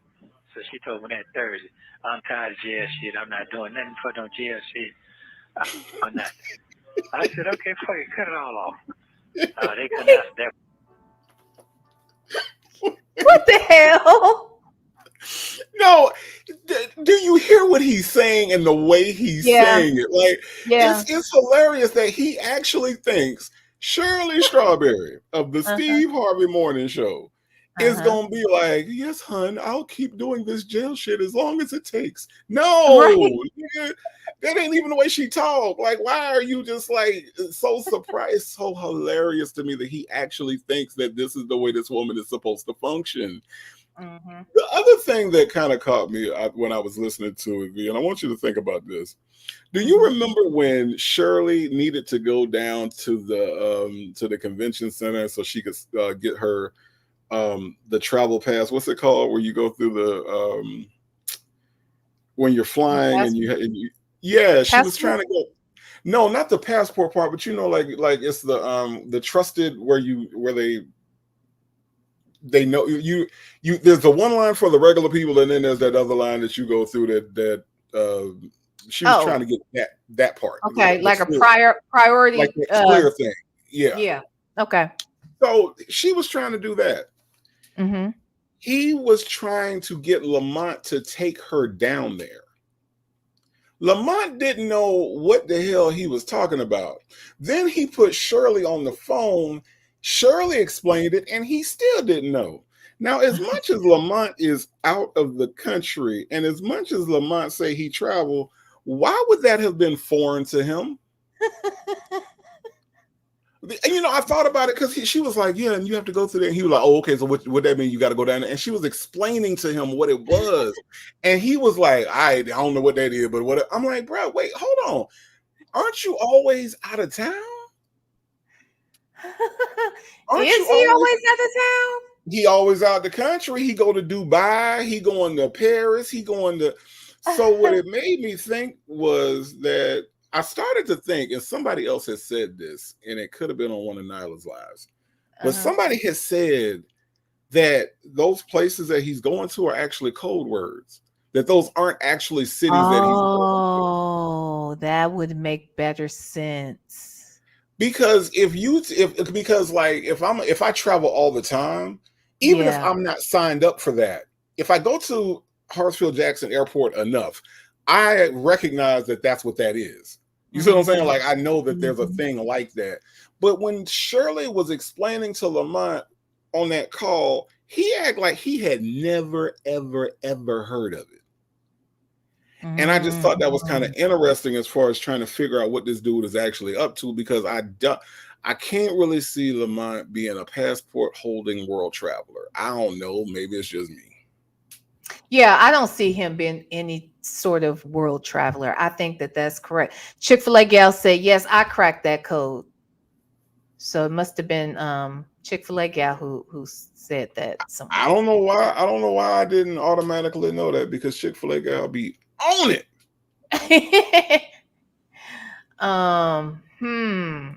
Yeah, that makes sense. And see, I do see him being someone who could be in and out of town, but he driving there wherever he going. Yeah, I don't see him. Like, I cannot see the dude that was at the beginning of this call calling a grown woman a slut bucket being on a plane to Paris. You see what I'm saying? Like, it don't go together. Getting kicked out of Ruth Chris. Right. Yeah, but some kind of way, I believe that he is a passport holding world traveler. No. Right. No, you're correct. There you go. Okay. Therefore, though, they didn't do that. Don't worry about it. They just talking, bro. They probably done tapped out. I decided to tapped out. No, they said it. They said it. They said they tapped out. I'm saying, how you gonna tap out? And I ain't been there in a year. Now you ain't really putting that kind of change on me. That's some bullshit. Excuse me? Right. Didn't she spend upwards of 70 grand on you, fool? What? So this is a pullover to the side real quick moment, V. This nigga can't read. He can't do math. Okay? He can't do numbers. He thought he had 16 letters. He had 16 letters on a page. Okay. That's what. So when he say she ain't spent no kind of money, he can't add. He don't know. I don't know. I think he know money. I think he knows money because he sure know how to steal it from folk. He knows how much it takes to get a Range Rover and a G wagon and a Bentley and you know what I'm saying. Well, so he know don't a little something about that math now. He don't know how to pay it out though. Now do he? No. He knows. He just don't. See, there's a difference. Okay, because he's greedy as hell. Okay. He don't want to pay nobody for shit, but he want everybody else to pay for him. So if you're not willing to do it, he'll steal that shit from you. Okay. Okay. All right. Oof. A mess. But the thing about these women is this how this shit go. They can't carry the weight that we can carry. But they want to act like they can, but they don't want to acknowledge that they just ain't got the juice. They want to think they got it. They can't even motherfucking goddamn get out the front door without screaming, hollering, and falling out. They can't do it. That's true. That's true. Now that's all of them are trained. They weak as well water, but they want to say they're strong as Jesus, but they ain't. What the hell? Yeah. Let me go back. What the hell is he talking about? Tapped out and don't know how to sound and know what he had to say, but I didn't want to hear what I had to hear from her. So she told me that Thursday, I'm tired of jail shit. I'm not doing nothing for no jail shit. I'm not doing nothing. I said, okay, fuck it, cut it all off. They couldn't answer that part though. Wait a minute. You said, okay, fine, then cut it all off. That's what you said to her? Yep. That's what he said. That's what he said. He said. That's what you said when you was on the phone with Shirley. That's what he had said. That's what he said. That's what he said. In between, CV, you was too concentrated on him begging to come back. You was all caught up in that part. You missed the part where he said, "Fuck it, cut it all off." Then you missed that. Shame on you. I must have missed that. Shame on you, V. Shame on you, V. Oh God. Okay. Do that. Don't worry about it. They just talking, bro. They probably done tapped out and don't know how to sound and tapped out. No, they said that. They said that. They said they tapped out. I'm saying, how you gonna tap out? And I ain't been there in a year. Now you ain't really spending that kind of change on me. First of all, I hate this nigga. Okay, that's the first thing. Let's listen. That's some bullshit. Right, but the thing about these women is this how this shit goes. They can't carry the weight that we can carry. But they want to act like they can, but they don't want to acknowledge that they just ain't got the juice. Oh, they ain't got the juice? Is that what he's saying? They ain't got the juice. Okay, so we don't want to acknowledge that we ain't got the juice to carry the shit that we need men to carry for us. That's what I heard. Is that what he just said? That is what he heard. That is what you heard, and that is what he said. Okay. Let him say some more stupid shit. Okay. They want to think they got it. They can't even motherfucking goddamn get out the front door without screaming, hollering, and falling out. They can't do it. We can't get out the front door without. They can't get out the door, or we can't get out the door without cussing these motherfuckers out. Is it? That's what I kind of hear him saying there. Is that which one is it though? We can't get out the door, or they can't get out the door for black women talking shit. What is that? What he said? Well, Lamont eat pork chops every day, so he probably can't get out the door. No, right. So so there's that. But yeah, no, he's referring to women, and I'm going to say I'm going to go out on a limb and say he's referring to black women. I'm just I don't know, Josh, but I'm just saying. Seems like something he would say. Okay. True. That's true. Now that's all of them are trained. They weak as well water. But wait a minute. Women are weak as well water. But these women are always carrying sloppy, big, nasty ass motherfuckers on their back. Yeah, I mean, who is cooking the damn pork chops for Lamont? A woman. And who bought the fucking pork chops? A woman. It's a woman. She got to bring home the bacon, the fry it Fried up in the pan. And never let Lamont pick up a pan. Because she's a a woman. bitch ass. Huh? Yeah, he a woman. She a woman. That's all you need is a woman that's weak as well water. And they fake as want to say Gatorade. they're strong as Jesus, but they ain't. They ain't. Yeah. That's why when some shit happens, the first person they call on is Jesus, because they ain't that strong. They weak. I already know they weak. I ain't even got to have no debate about it. So you got to stay around them and monitor what's going on. Like they dad. Oh, ain't that even though they're adults, you got to be dad. You got to be like their daddy. Damn. This bastard. He don't even know who his daddy is. Okay. And if I was his daddy, I wouldn't come forth either and say who the fuck I was. I would act like I didn't know his mammy too. Okay. Because if this is what his seed produced, they might need to lock his ass up. This piece. His daddy probably an Abadaddy, or however you say it. Like Lottie Dottie. Yeah, Abadaddy. Abby Dobby. A Lottie Dottie.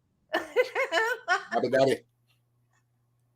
And they be like, you ain't none of my daddy, but every nigga I know got a problem with a bitch right now. Every nigga I know.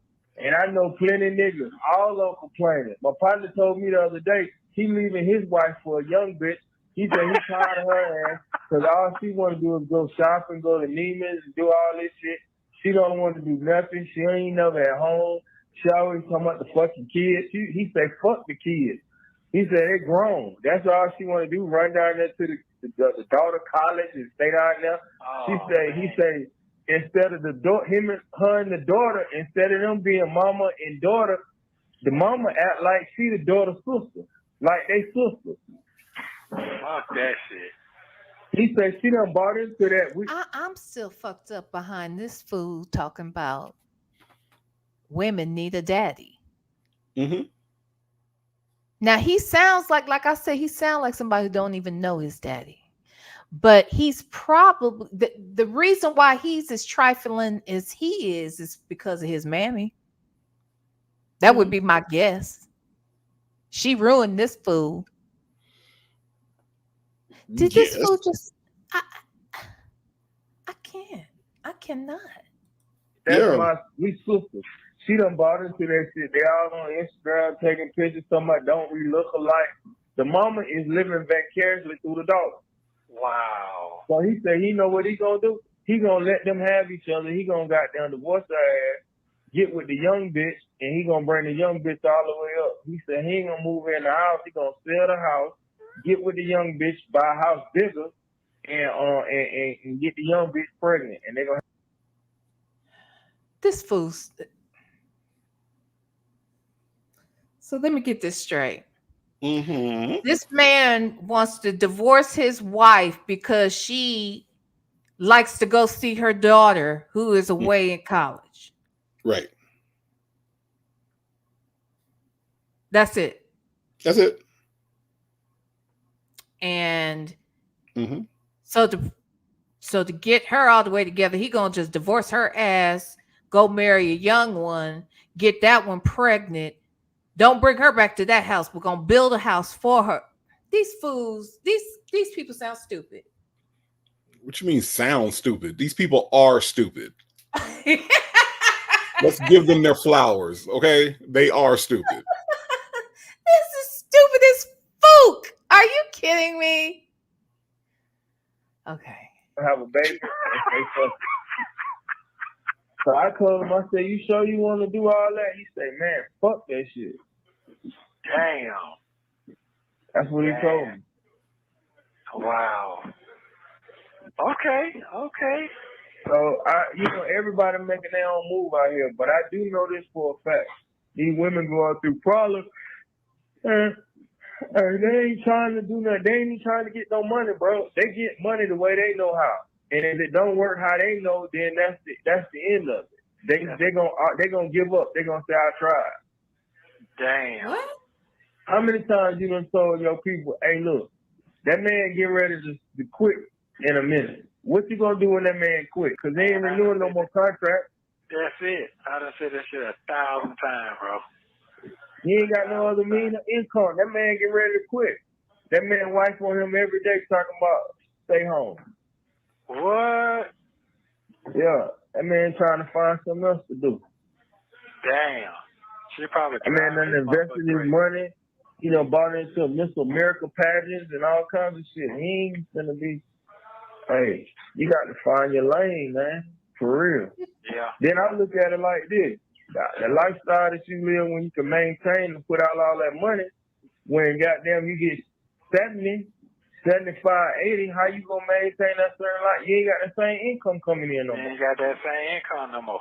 Well, they can't possibly be talking about Shirley, because the truth is she probably got more coming in now than she did then. And she was the only one bringing some in. Like, let's be very clear. So it sounds like she never needed his ass, not to maintain anything. Hell, she probably would be able to retain shit if with him gone. No, but let's look at it a little bit closer. Even if Shirley ain't got no more money coming in, she just dropped the biggest thing that was taking money out, which was him. Right. So Exactly. even if she ain't get no more extra money, she ain't got to worry about him trying to start no bullshit business, security, doing that funky looking dance in the parking lot of the security. She ain't got to worry about none of that shit no more. All that shit gone. When she go to the movie now, she can buy one popcorn. She can get one drink. She can go to the restaurant and buy one meal. Oh yeah. Oh yeah. She ain't got to worry about none of that bullshit. So, I don't even think, like, it's so funny how, like, the narcissist in him is just like, oh, I'm so important that she just is. No, you are a weight off of that lady back. Shirley looks so damn happy in them pictures with that big ass bow on her chest. She looks so damn happy in that. Look at you with your big bow. Go ahead with your big bow. I ain't mad at you.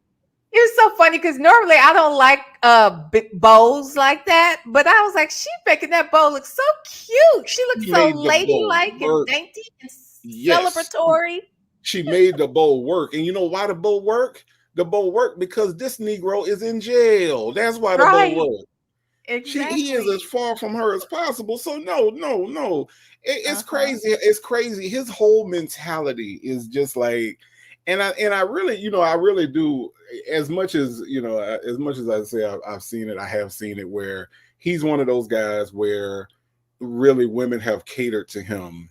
Oh no, she didn't like the bow. Oh. I normally don't like bows either, but I was like, I like it. Like I don't know. I think it's part of what you're saying too. She just look happier. We glad that she's out of school. Look like she done lost weight, but that's probably from stress. She has lost weight. She done got used to not being able to eat, and now she can eat, and ain't nobody told her. Like, look, you can eat now, Shirley. You ain't gonna go broke. You ain't not spending on Global Tel Link no more. But I think the bow. I agree with you, V. It's not really the outfit. Like if I saw Lupita with the bow, I'd be like, no. Exactly. But Shirley with the bow and this nigga in jail, it all kind of went together. So I'm all for it. She's her own best gift. Okay. Right. I'm all for it. So figuratively, yeah, I was with it. I was with the whole thing. I was like, okay, girl, you wear your bow, girl. Do it. Okay. Just listen. So don't. What the fuck you gonna do then? Yeah, that's what I was saying to myself.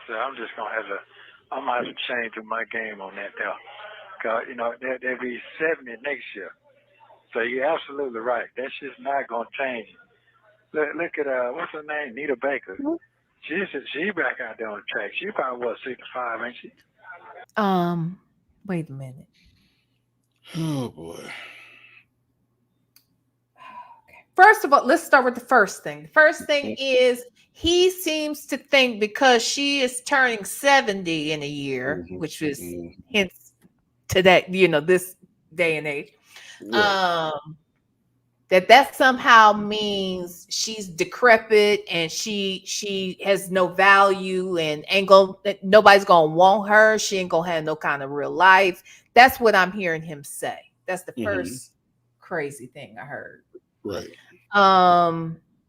Then I hear him doing the thing that he and Sonya love to do, is compare themselves to real prominent men and women. Okay.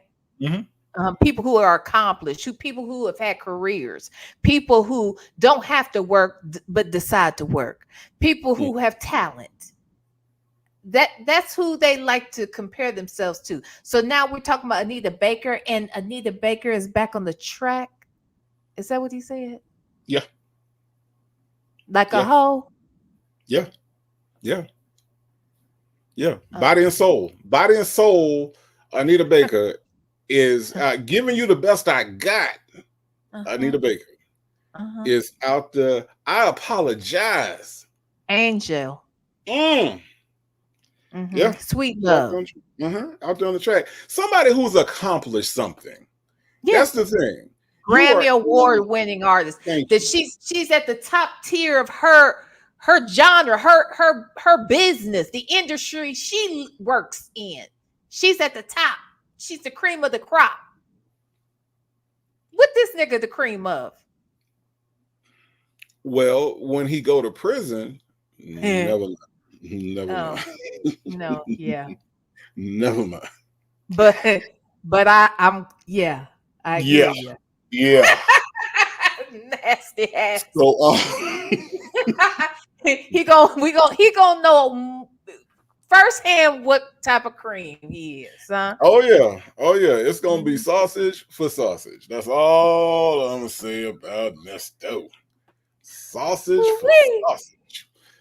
Okay. Ooh, he gonna miss that cereal. He gonna miss it. Ooh-wee. That what? Anita Baker about 65, ain't she? Yeah. So she had to get back out there in the street out there. So what that tell me? Anita Baker back out there trying to sell albums. Yeah. And slang some of that old pussy. Ain't nobody fucking Anita.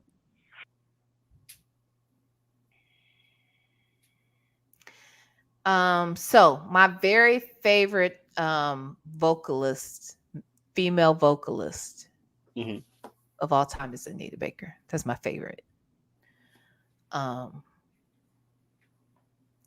Anita's, she may be a little cuckoo, She may be stuck in her ways, but she's a good-looking, accomplished Black woman.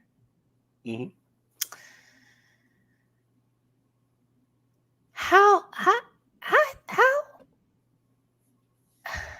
can Lamont say? Why would he form his lips to say that someone wouldn't be caught dead? What? To be with Anita Baker? This is too much. These people are crazy. Something's really wrong with them. Well, it is, but they've been normalized within their social circles, so that's why they're free to talk like this. Lamont, hey Danielle, Lamont can keep pork grease out of his stretched out t-shirt, but he's an expert on women. Thank you, Danielle. And I think, Danielle, to your point, I see Lamont wearing one of those V-necks with a V come all the way down to his belly button. I see that as being a part of his regular wardrobe. So yes. That's disgusting. Wonder what that looks like. Ew, I don't want to know. On him. Jill, thank you for being a member for 2 months. Sausage for sausage unalived me. This food right here.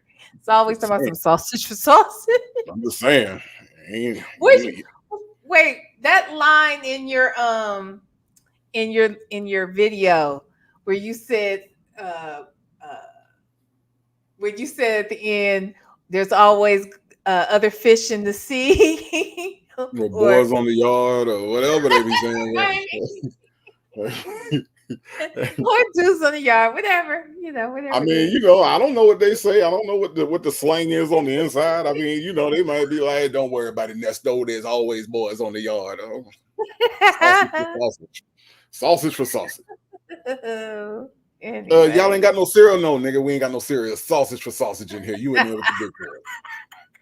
Sit your ass down. She trying to meet some young niggas to get some hard dick. Don't nobody want. What? She played out. What? Nigga trying to ask how much money she got right now. What? Nita said she couldn't even pay for all. Yeah, bro. Nita can't even pay her bills, man. That shit is shame, man. How you know all this? Who said this? How he know all this? Hold on. And who the hell is Nesto to talk about somebody not paying bills? Right. Please have several seats in your cell, sir. Right. And let's be clear about something. He over here talking about Anita Baker, who he believed to be around 65, which is, about 5 years younger than his wife. He's acting like Anita Baker should be able to retire somewhere. Well, shouldn't your wife be able to? Anita Baker is not married, but your wife was. How are you helping your wife? So, yeah. He's ridiculous. Mm-hmm. Are you serious? He was trying to get some lawyer nigga to goddamn give some dick. He don't want her. And he man, it's a bunch of he say, she say shit going on out there, man. There's a lot of that going on there. Man, don't nobody, that nigga don't want Nita, man. Hey, Nita trying to get. What happened to Anita? You remember that? The preacher lady? Somewhere got down with that gay preacher. I thought they broke up. They did, but I think they got back together. She's somewhere, because Anita was a prostitute. Anita? Yeah, early up in the days. Yeah. They talking about Juanita Bynum. Why they call her Anita? Because they can't talk, V. They can't talk. Oh, Juanita Bynum. Oh, God. Okay. And Nesto don't know the difference. It's all one big Anita to him. Oh, my God. Okay. Yeah. Early in the day, she was selling pussy. Yeah, her and Jake. Big Jake was the pimp, and Anita was one of his hoes. Damn, this shit bad, bro. Then they want to sit up there talking about the Lord. Man, go ahead on. Wait, who is he saying was a pimp? Not Juanita Bynum's husband, the one that got into it with each other, Meeks. No, he's talking about TD Jakes. Big Jake. What? Oh, Big Jake. Child. So wait, what is he saying about? Hold on, then let me go back then. I was like, who is Big Jake? Okay. Yeah, her and Jake. Big Jake was the pimp, and Anita was one of his hoes. TD Jakes was not nobody's pimp. No. No, he was. What the hell is he talking about? They are literally making shit up, or he is anyway, and Nesto's just yes. Laughing. Damn, this shit bad, bro. Then they want to sit up there talking about the Lord. Man, go ahead on. He just made up a whole fucking story. And this fool believing. Yes. Yes. Y'all get over there. Now, but you're right with that. Fucking, and now all of a sudden you want to start telling me about the Lord, see? Okay. This shit is a bunch of games, man. It's a bunch of. That's all they do is run a bunch of games. Damn. These two scammers are out here talking about people running game. Yes, they are. Yes, they are. I don't know if I've ever heard in any of these folks as much like not being self-aware. Like we're all self-aware to a certain degree, right? Not Nesto. Nesto say shit and you be like, wait, what? Wait, what? You said what? No.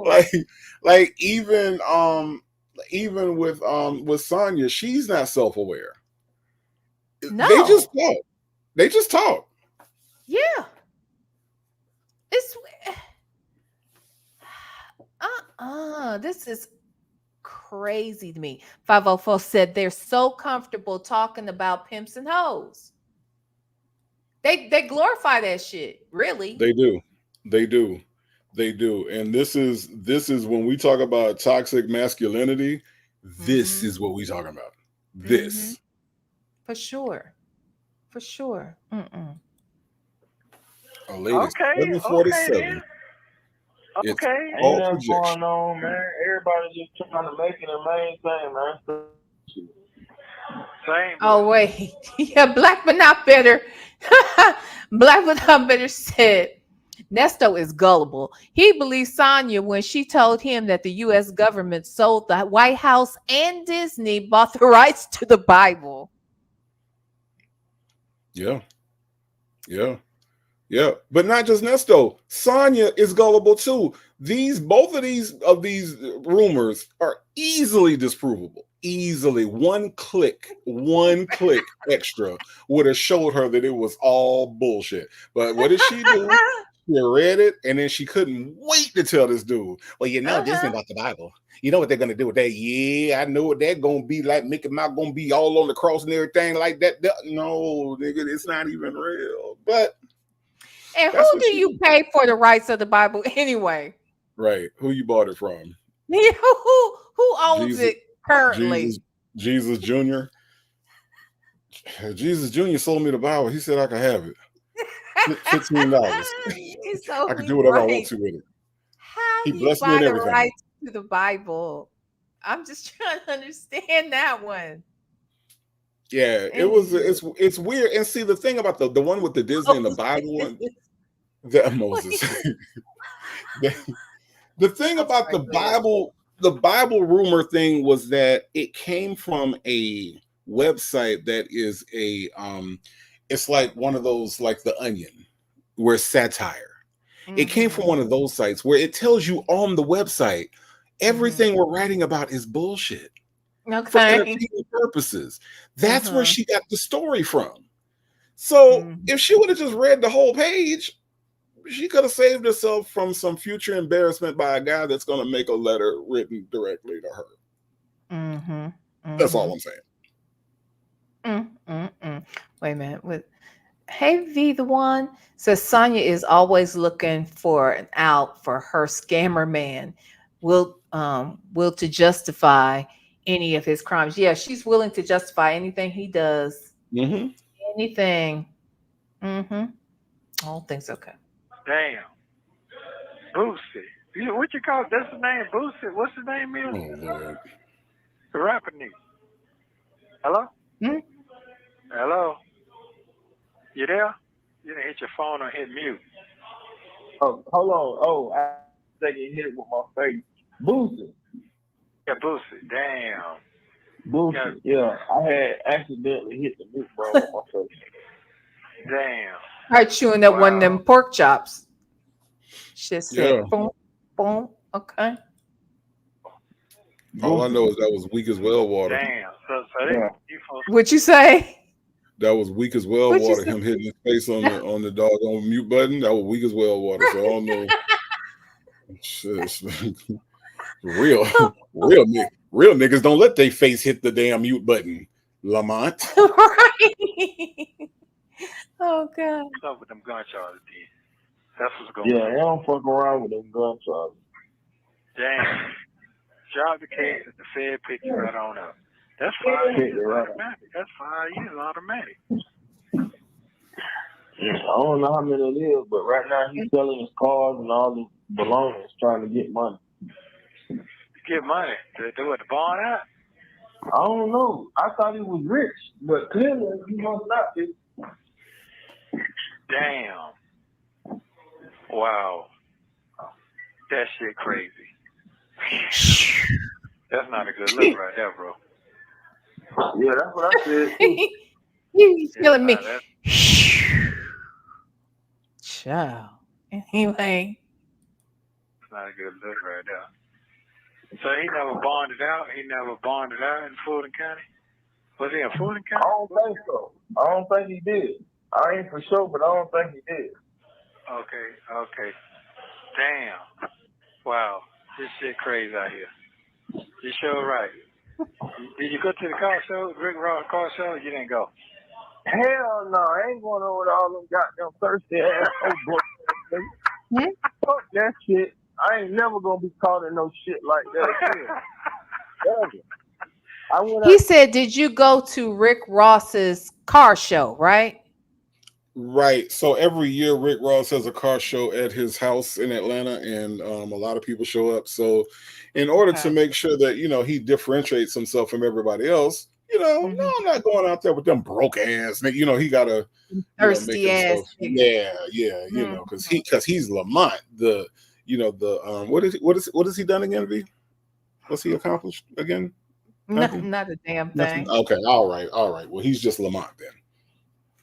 Oh God. I went to his house one time and didn't go back no more. I remember that. I went out there to his house. I ain't going back to his motherfucking house. Whole broke ass niggas. Rick out there getting the money from them, making all of them feel like they're gonna get rich and all that, man. I'm like, bro. Okay, so let me understand this. He's saying that he doesn't want to go back to Rick Ross's house again because just a bunch of broke ass niggas that be over there, right? And Rick has to give them money and makes them think that they're gonna be rich one day too, and that is a problem for Lamont because why? Well, is he broke? Well, no, he's not broke. Because you remember he gave the money to get Nesto out of. Oh wait, no, he didn't do that. Well, he said the money ain't the issue. He said the money is not the issue. Prominent people. Yeah, prominent people. Yeah, it's kind of like, I don't know, it's kind of like otherism, where it's like I'm something different than these other people, because honestly I've never been out there, but from what I understand, it's like it's a car show. Rick Ross property is big enough to hold everybody, so they have like a car show. It's a lot of stuff going on out there, and it's just a good time. Like nobody's begging Rick Ross for no money when they go out there. Nobody's doing, it's just he just hosts it, he's a host. And so like it's just crazy to me that like he asked him about the car. No, I ain't going out there, but he has to make everybody else seem smaller than him. Like, oh, I ain't going out to Rick Ross. They need to come to my house. That's probably what he was gonna say next.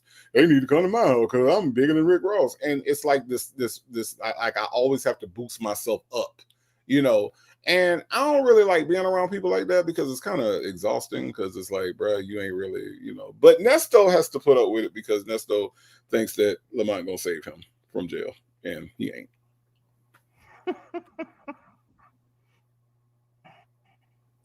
Dang. Stop with all that shit, man. Wow. Stop doing that. Okay. You ain't been doing that all the time? You just been chilling? Yeah, I just been chilling, man. I ain't even went nowhere, man. Okay. And you say my other folks, they seem like they were stressed out, huh? Yeah, they're stressed out for real. Yeah. Damn. But they'll be all right. It's just like the same, just paying out over time. Yeah. Them folks the only ones that were there till Father's Day, man. They came to sit down with me when my phone was cut off, and you had got down and put the thing on to get my phone. I was going through some shit then. I remember this Chinese girl I met, she said, you're going to go through some hell before you turn 60, but you're going to be all right. Boy, that shit. Was that girl that was riding around in that truck looking all scared? Probably so. And she probably didn't even say that shit. She probably was like, when are you going to let me out? Don't feel comfortable. That's probably what she said. She didn't say no shit about, no ancient Chinese secrets or no shit like that. She was just, can you please, you passed by my house 3 times. Please let me out. Please, Mr. Nesto, please, no, not tonight. No. I need to go home. That's probably what she said. She ain't said shit about you finna go through some shit before I turn 65.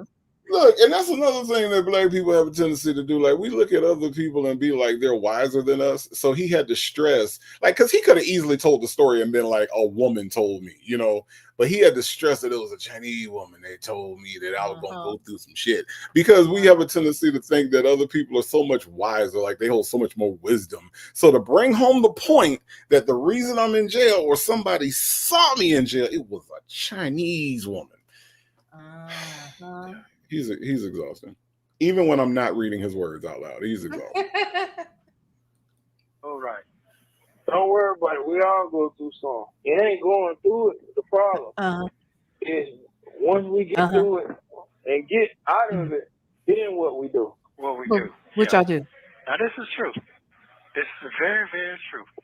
This is very true. So it ain't the going through that the problem gonna be. Is once we go through it, what we gonna do after we go through it. And that's gonna be the problem. Mm-hmm. Okay. Well, what y'all gonna do? Do they know? I honestly, when I listen to Lamont, I really think in the back of Lamont mind, even in the front of Lamont mind, he know Nesto ain't getting out. Right. He just talking this shit. He know he ain't getting out. He know he ain't finna put no money up to bail him out. He ain't a prominent man. He can't get no money together and sign the papers with the products and procedures. Kelly, word of reaction still in here. What the procedures and whatever it takes for them to, he can't do it. And he know that. And he is just talking his shit to Nesto. That's what that's all these calls are. I agree. Yeah. Okay. Yeah, well, I'm good then. I'm good. If you could please do that for me, man, I'd be grateful.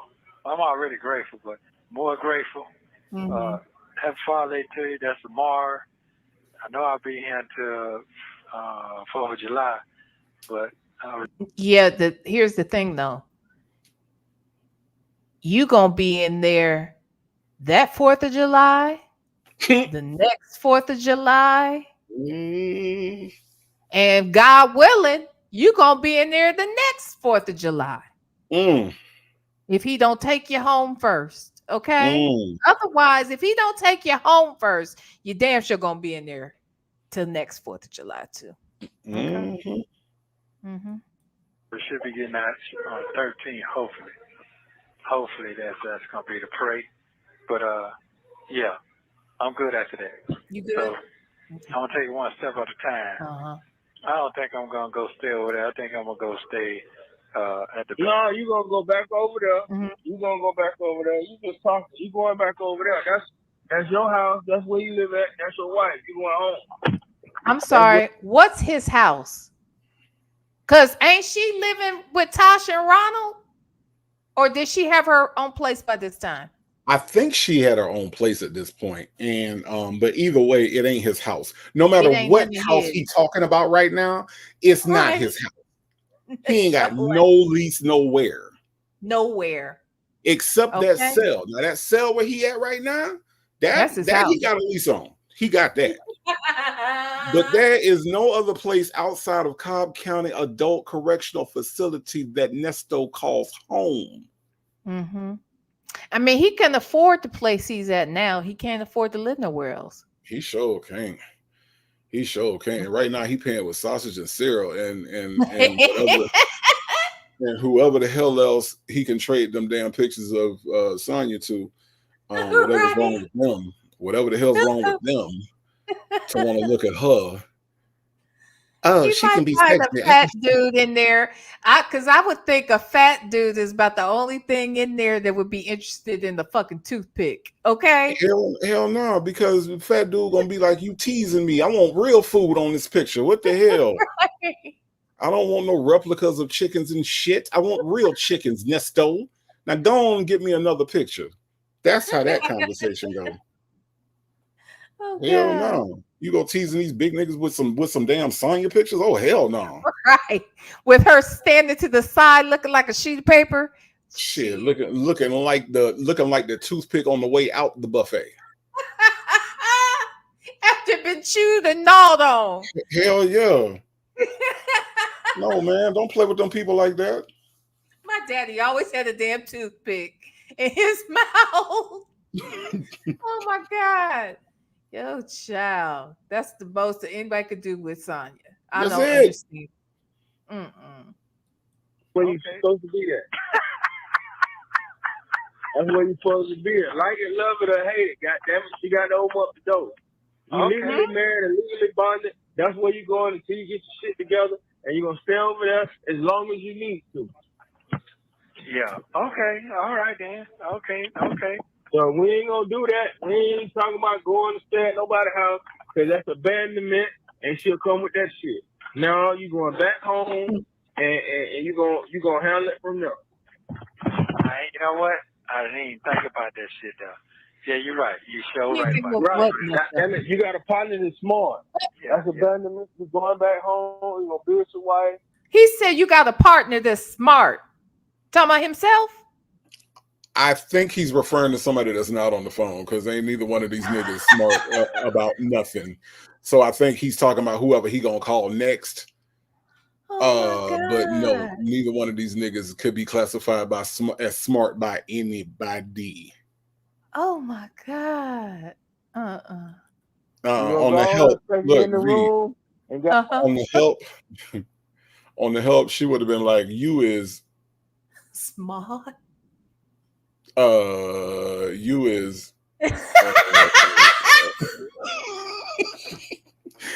You ain't smart, you ain't kind, you damn sure ain't important. You is black. You is trifling. Let me think of some more words. Ignorant. You is ignorant. There you go. You was black. You was ignorant, and you was going to jail when you grow up. God. Goddamn, wrap up one good time to put that juju on. See? And goddamn, why Bessie. Wait, this is the second time he's talking about the juju again? Y'all. Yeah, sitting in the other room, you're here and there hollering, oh, don't do me like that. Oh, don't do me like that. Don't do me like that, please. You don't got put that goddamn chain gang on her, she'll be good to go. Yeah.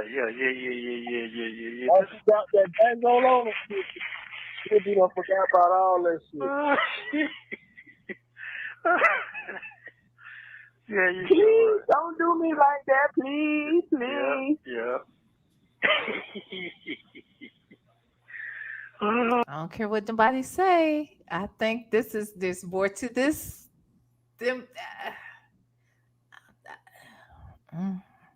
Oh shit.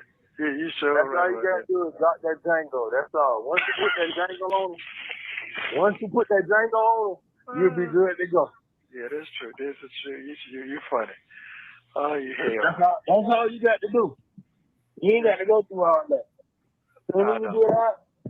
So a dude that is in jail on some CP and SA charges. Right. He thought it sounds good to sound as if you are forcing yourself onto, even though it's your wife, another woman, and you're laughing at the shit when it's being said. Now, V, I ain't never been married before.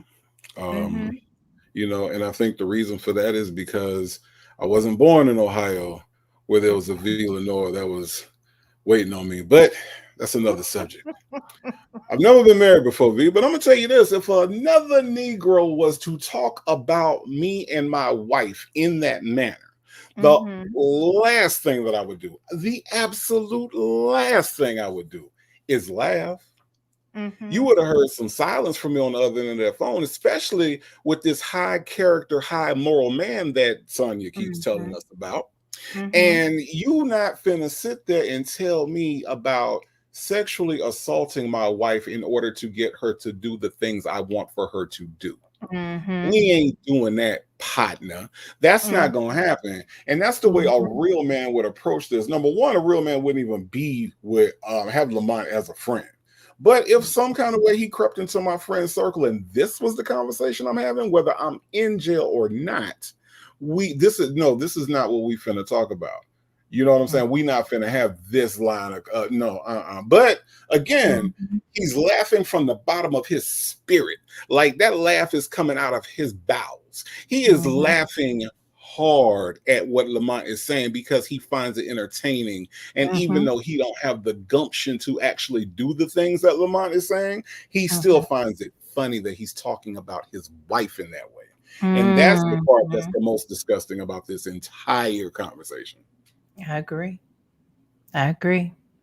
Perfectly stated. Absolutely. Oh, Joe. Come get you. I come get you.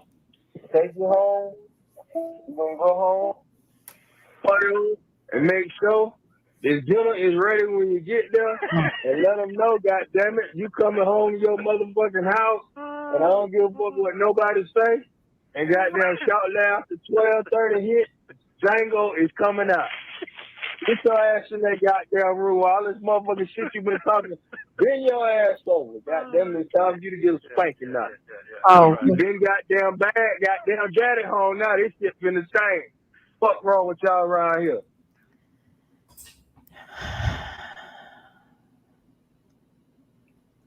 it couldn't be more inappropriate. But not even, let's take inappropriate off the table. It couldn't be a worse conversation to have with somebody in jail on the shit he's in jail for. Correct.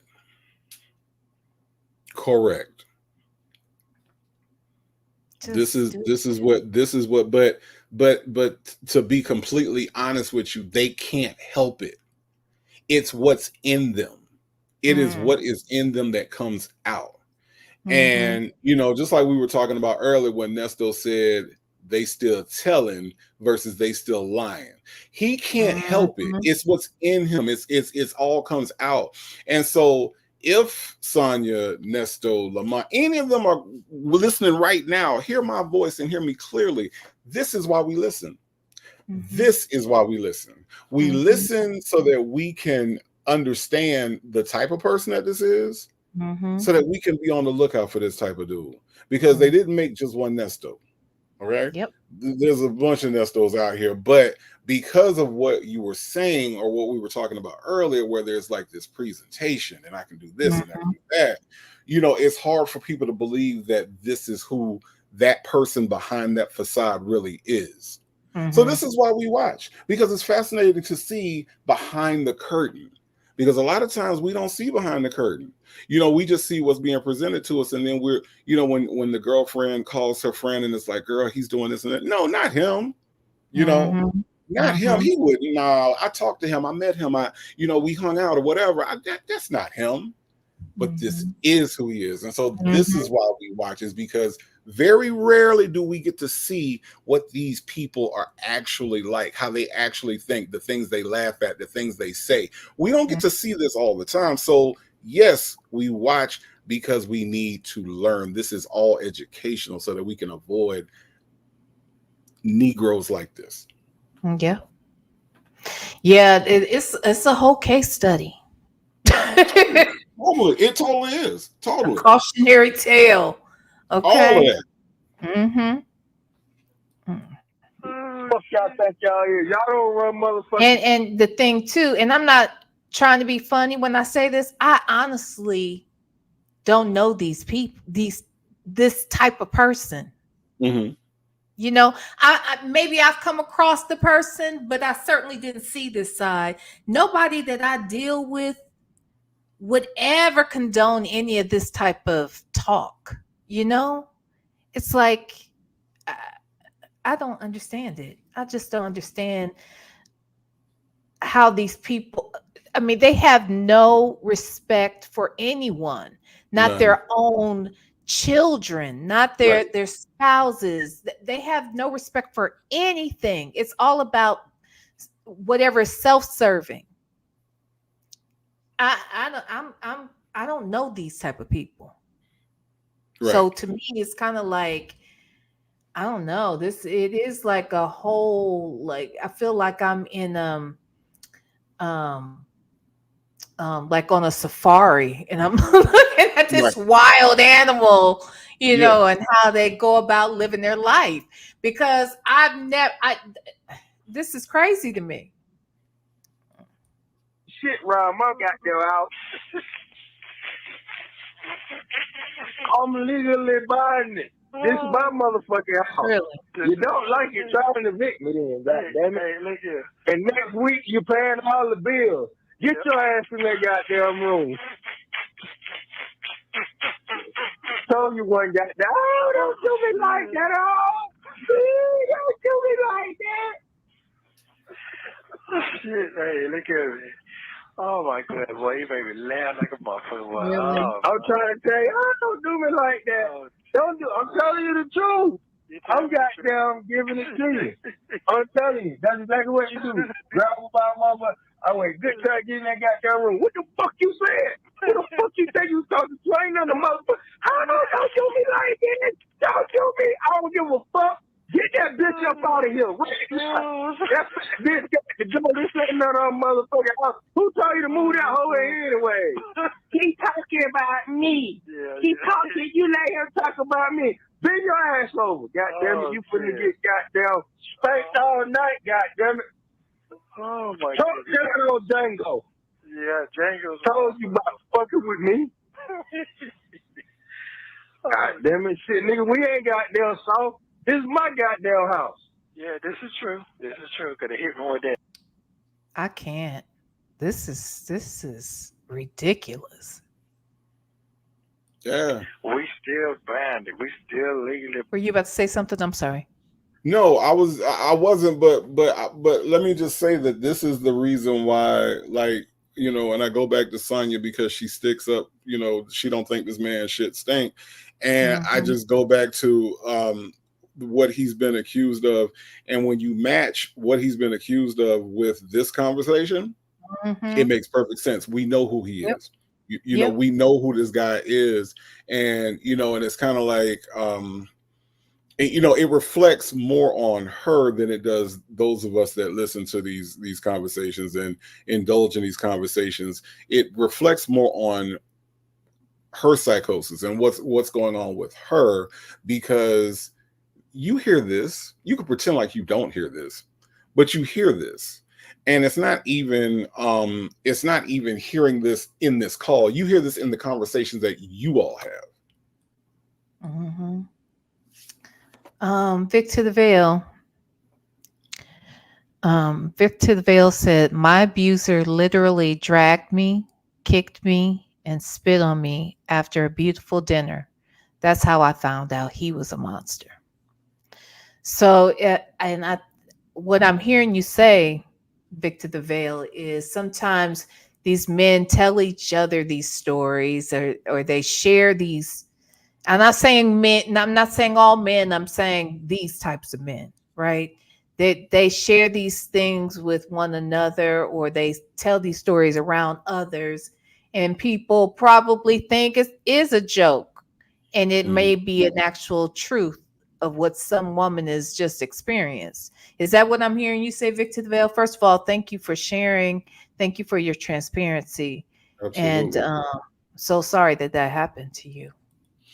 Absolutely. And I think we get the idea of, we know what it looks like coming towards us. You know what I'm saying? Like we know, like, here's what I'm gonna look for, and I can tell that he's going to do XYZ. Oh, but he's got the little, pencil mustache, and he always dresses nice, and he has this kind of car and this guy, and we let those things make us feel safe, which is and Nesto learned this at an early age.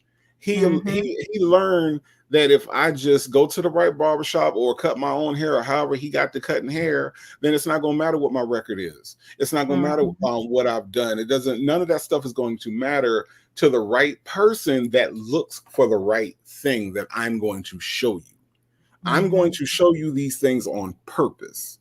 And I'm gonna show you, and I'm gonna talk, and I might not have the best vocabulary, but doggone it, I'm gonna buy you a little bit ass cake on your birthday, and I'm gonna buy you some big balloons, and I'm going to present myself as arm candy. You know, I'm going to drive the car, and I'm going to do these things and wear the shoes or whatever, because if you're not looking for who I am as a man, and all you're looking is what I wear, then I'm going to get you every single time. And that's what he does. And that's what a lot of men do. And so I saw a comment that said, was I saying that that women in Atlanta are dumb? That's not what I'm saying at all. What I am saying, though, is that there is a scene for being flashy. The flashy guy wins here. That's what I'm saying. Not necessarily that women are dumb, because, you know, we like those things. You know, we've been taught to like nice things. And when you see a guy that has nice things, you automatically think that guy can provide those nice things for you. And there's nothing wrong with that. However, a lot of these guys don't use it as this is who I am. They use it as bait. And you have to know the difference between being baited into something versus somebody showing you who they are. And that's what I was saying about Atlanta. It's a super flashy town. And not everybody is like Atlanta, but there are, Nesto, but there are a lot of Nestos out here. Trust me, I've seen it. Wow. It's amazing how I've hear, you know, how the city has changed and how it's just, and I'm sure the pandemic didn't help, you know, with all those cops either quitting or getting fired for their behaviors, and then not having enough law enforcement in the city. That also changes the atmosphere. And not that I'm a big fan of the cops, but look, we still need some, you know. And from what I understand, like when I lived there, you didn't hear about no real crimes happening in no damn Buckhead. Are you kidding me? No, now, and they scared to go to Buckhead. Man, you can't even leave the mall. I was in Buckhead the other day. I was trying to get the hell. I was like, I didn't even know I was in Buckhead. I was like, oh no, that's crazy. Let me head back to Decatur. You know, that's where the judge was. The judge that was at the that's where she was in Buckhead. I know exactly where that club is. Yeah. Is it on Peachtree? Red Martini? The Red Martini is, let me see, is that Peachtree that goes that way? Yes, that's Peachtree, and then Piedmont comes. So yeah, when you cross over Piedmont, like you go past Lenox Mall, and then there's that Rooms to Go that's on the right side, that big huge Rooms to Go on the right side, and then the Red Martini is like right there. Oh, okay. Yeah. Yikes. Okay. All right, let's listen. Bind it. You goddamn right. We legally binding. I'm coming home. So have dinner ready. I've been goddamn locked down. I need a good goddamn meal. And make sure you go buy you some cheap lingerie or something when I come in there. And tell this fat bitch she needs to go stay at the hotel. I need some private time with my wife. I ain't got time for this shit. If you want her to be a part of it, get a big ass bill. We're going to tie her up too and beat the shit out of her. Wait, what? Hold on. Because I was going to stop this anyway because of what he said a second ago about telling see, here's the thing. This is after he was just out with Shirley and them. He had taken them out. They were at the Ruth Chris together. He was they basically they raved about how much fun they had with him, but now he's referring to Debbie as the fat bitch. Yes. So, I mean, I know that he knew who Debbie was, but anywho, okay, that's one part. Now, what's this other part about? Let me hear this again. This other. And I'm coming home. So have dinner ready. I've been goddamn locked down. I need a good goddamn meal. And make sure you go buy you some cheap lingerie or something when I come in there. And tell you to go stay at the hotel. I need some private time with my wife. I ain't got time for this shit. If you want her to be a part of it, get a big ass bill. We're going to tie her up too and beat the shit. So he said, and if you want her to be a part of it, tell her get her big ass here and we'll tie her up and beat and beat the shit out of her. Shit. Because I've been wanting to beat that big bitch anyways. Oh my goodness. Don't let him do me like this. Yeah. Don't let him help me. Help. Oh man, that shit was funny, boy.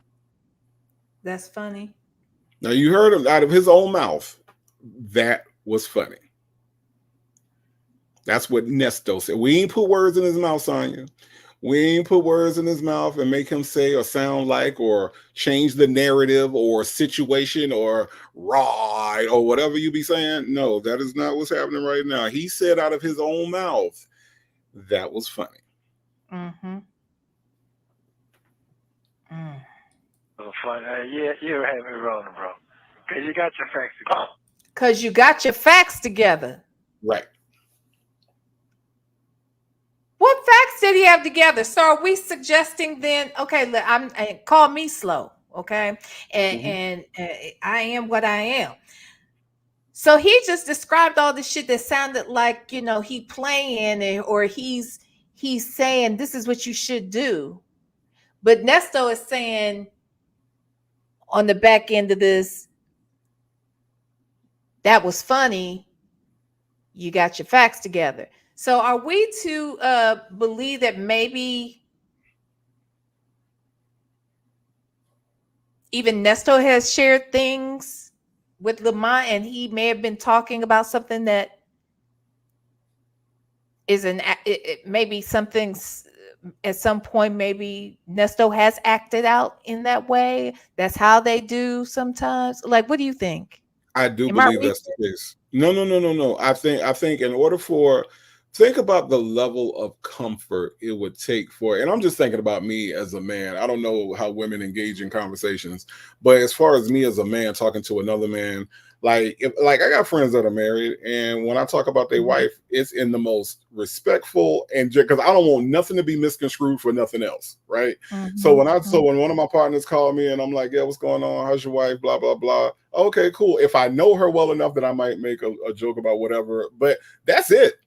That is all. Think about how far across the line Lamont has gone in this conversation comfortably with this man. Comfortably. I mean, like nothing. Get your ass in and don't do me like doing her voice and everything. Yeah, I do think so, V. I do think that there has been some line crossing going on for a long time. And some people in the chat are saying they are thinking that maybe Nesto has been inappropriate with her, maybe abusive. Someone said pushing or grabbing, but they keep referencing this spanking, and it doesn't necessarily sound like a jokey joke spanking, or a consensual, you know what I mean? Yeah. It sounds like it's a little more perverted than that, right. and perverted and abusive. Yeah.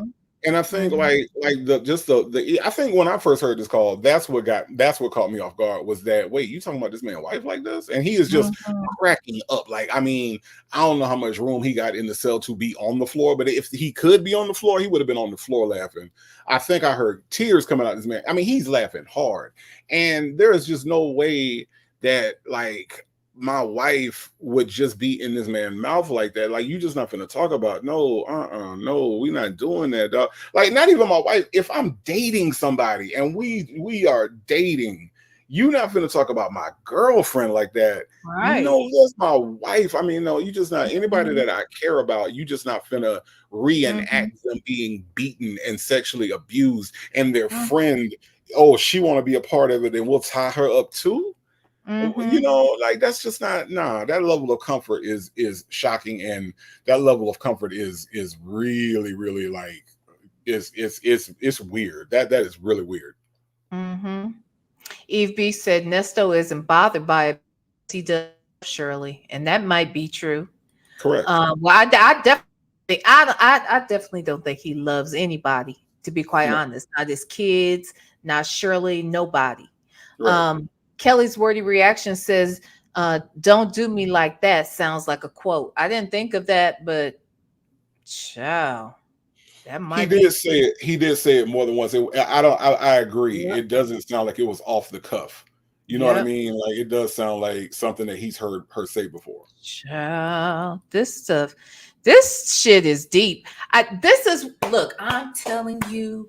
Oh well. Okay. Let's listen to this. Because we only have like 3 minutes left of this, but yeah, we'll talk about it at the end. Something about Steve Harvey, but we'll talk about it. You got your facts to go.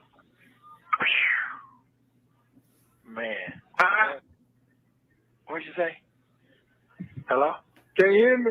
Yeah. Can you hear me? Yeah. I'm good. Boy, you don't have me rolling tonight, buddy. Now you're right. I'm trying to tell you, bro. Now you're right. Shit go. Don't worry about that shit. Just get home. When you get home, you get everything squared away. It's gonna work itself out. Yeah, it is.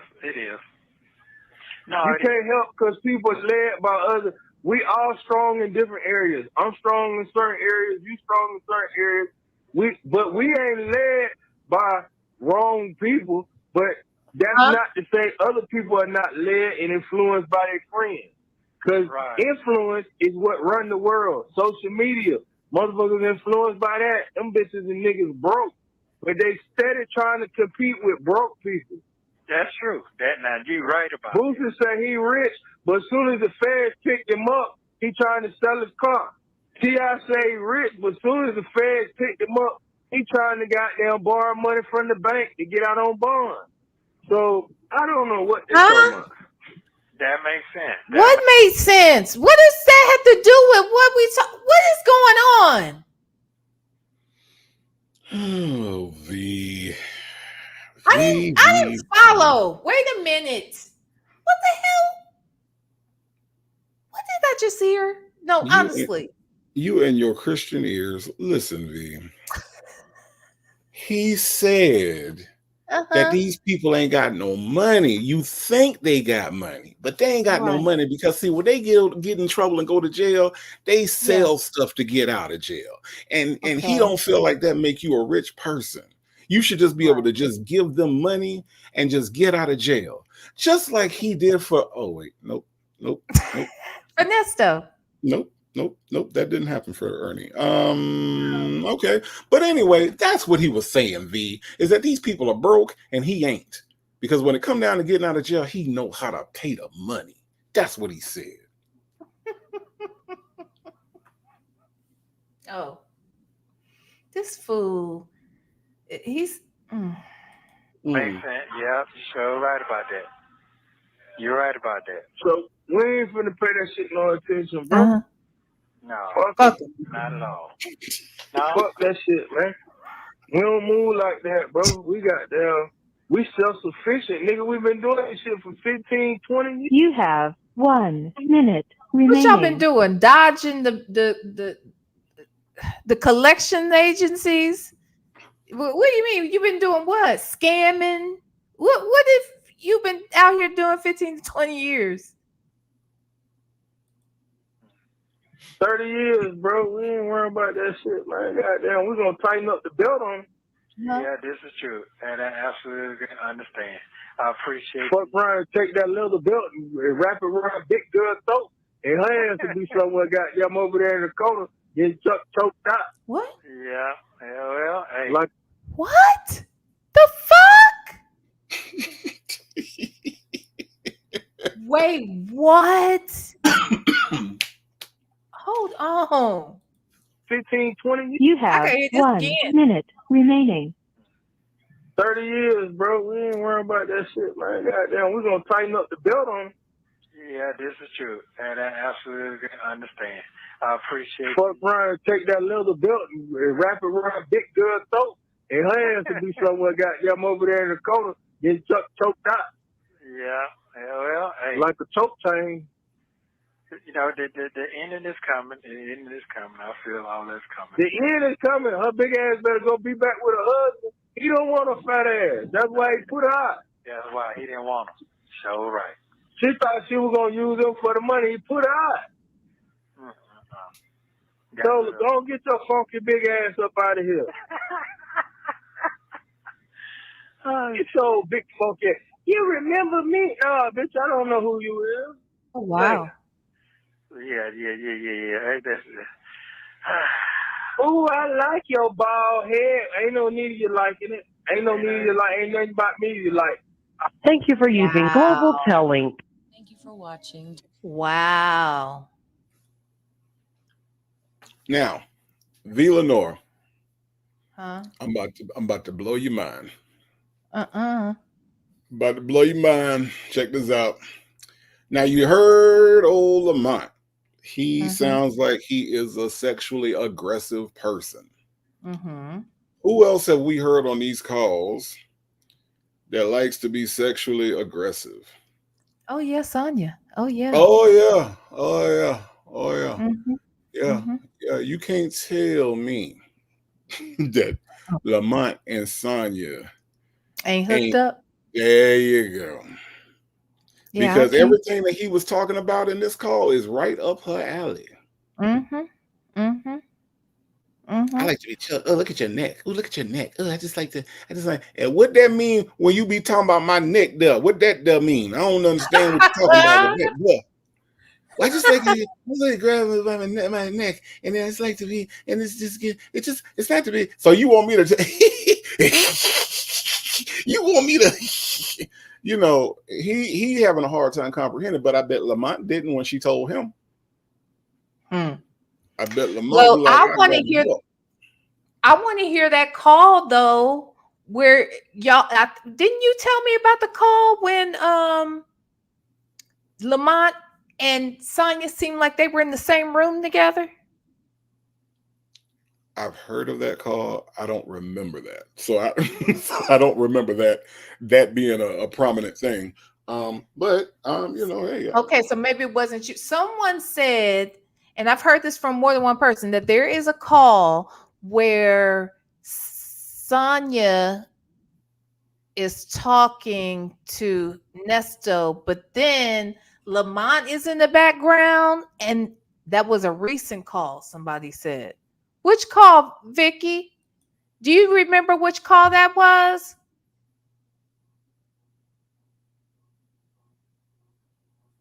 Because evidently what they're saying is, what they said was that you could hear Lamont in the background, and then Lamont and I guess Nesto says like, who is that? And it was like, it was Lamont. I remember a call like that, but I didn't recognize that as 100% being Lamont. There is a call where she's talking to him.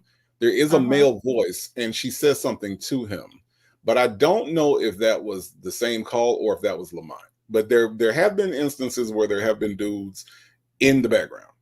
Well, no, they said, oh, someone said Nyla. What, Nyla played it or something? No, someone told me that it was very specific because he ended up saying, hey, and Lamont ended up getting on the phone. Oh, I don't know. Am I tripping, y'all? I mean, I haven't heard it, but that's how I took it. Wooten, you hear this? Miss Lorraine said, Wooten, you hear this? Right. It sounded just like Lamont. You could hear the bacon grease on his vocal cords. A mess. Oh, okay. So Jet Black is saying, I'm sorry, Jet Black Street said, nah, that never happened. I never heard anything like that. Bank said they didn't hear anything like that. Okay. It sounded like him in Sonya's background. Okay. Nyla mentioned it, but she wasn't certain if it was him. Okay. Gotcha. Yeah. Okay. Yeah, no, it was definitely. I remember a call where it was a dude in the background, and I'm like, is that a dude in the background? You that sloppy? Really? But then I realized that Miss Loose Bowels is that sloppy, so it probably was. Well, wait a minute. That reminds me. Did we have this discussion when it came out about the guy that is in the wheelchair? What guy in that the she wheelchair? used. Okay. Oh, that guy in the wheelchair. Yeah. So didn't she say at one point that that was her ex-man? But then the other day I heard her refer to him as, not the other day, but I think in the recent couple of weeks I heard a video where she referred to the dude as being her best friend, and then it came up that she met him when he rolled over on her foot. Right, right, right. And they was friends ever since then because it don't take much Yeah, time but for a I person. thought that she had said at one point that was her ex. So no or yes? Or I did I don't get remember that that wrong? being her ex. She said that was her best friend, and she said she told Nesto he met him before, and he ran over the foot. But I don't remember Yeah. that being her man. I don't remember Okay. she seemed like she too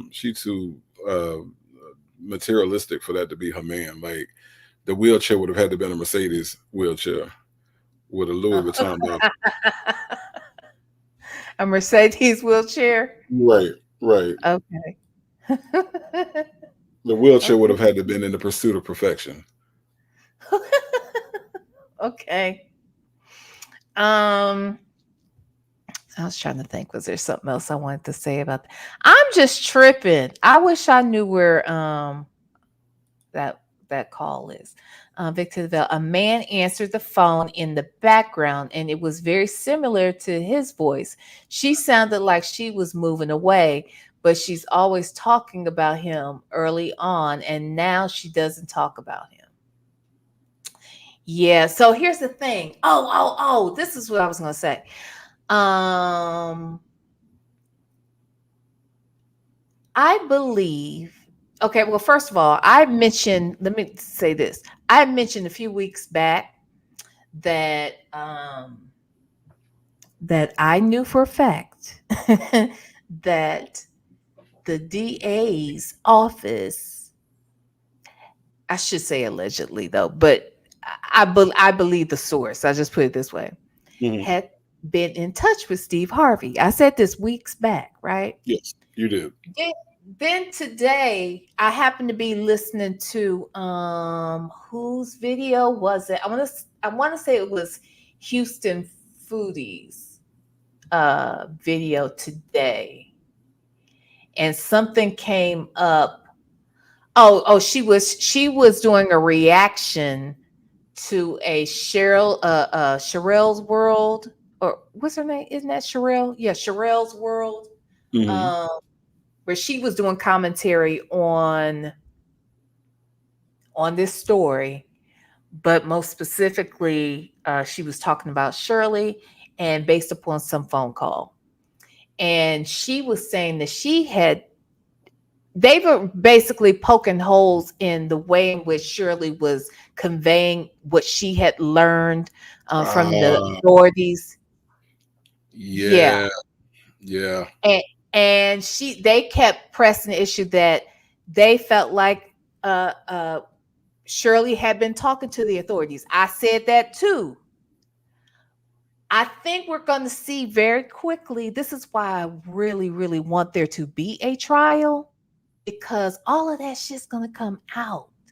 I think there's going to be more stuff that comes out too, from timeline perspectives to just more sinister stuff that was going on. I also think that Sherelle is over there thinking that Shirley knows more and played a bigger part than a lot of people give her credit for too.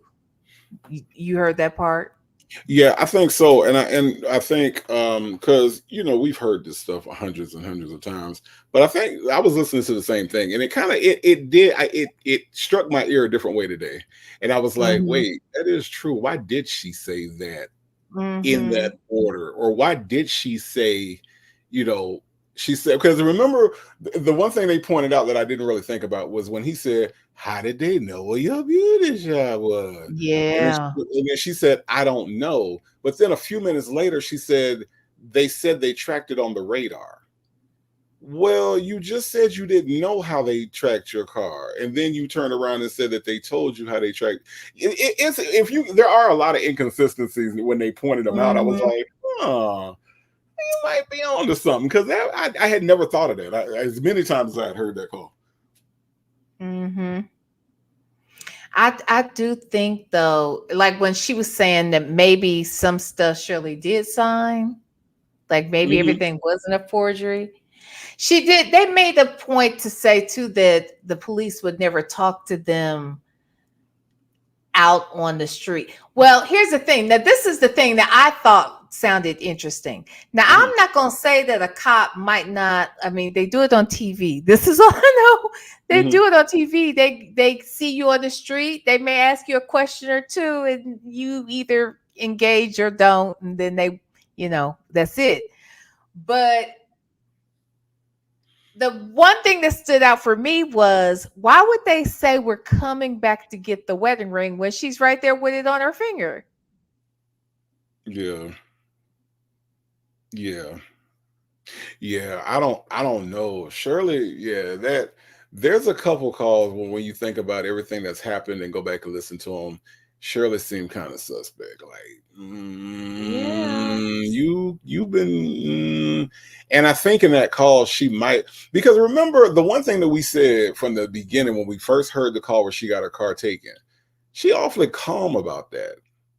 Like, I'm a grown man and I would have been flipping out. I would have been like, Yeah. what the fuck? They took my car. Oh my God, what am I going? That wasn't Shirley. Shirley was like, hi, hun. They took my car today. And I'm like, okay. No, I Mm-hmm. don't have anything to drive. And he was Mm-hmm. like, what? How did they know where your beauty's on? So stop asking me that. Stop asking me. And she was really like flatline with her emotions in that situation. Your husband's already in jail and they're coming to take they're taking your things now.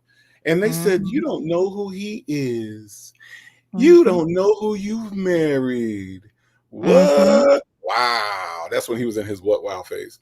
What? Wow. And I'm like, and that always struck me as weird when that happened to you in such a dramatic way that you are this calm. Yeah.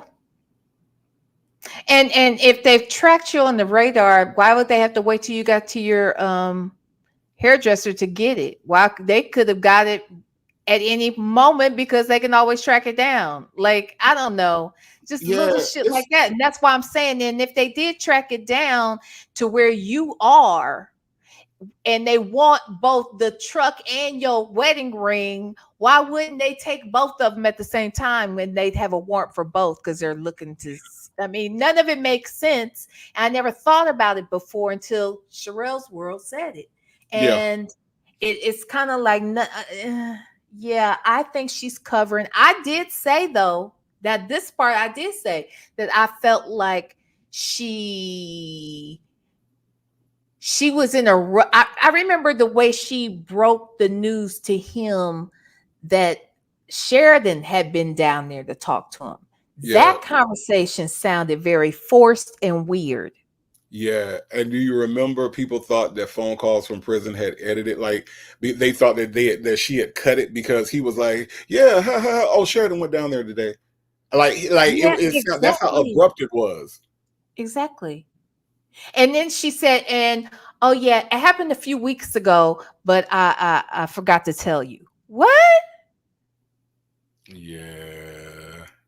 I was like, when I heard that, I was like, no, she's trying to get that out. Plus, she knew that he was going to say, well, we can't really talk on the phone. So she just wanted to get it out there and offer her.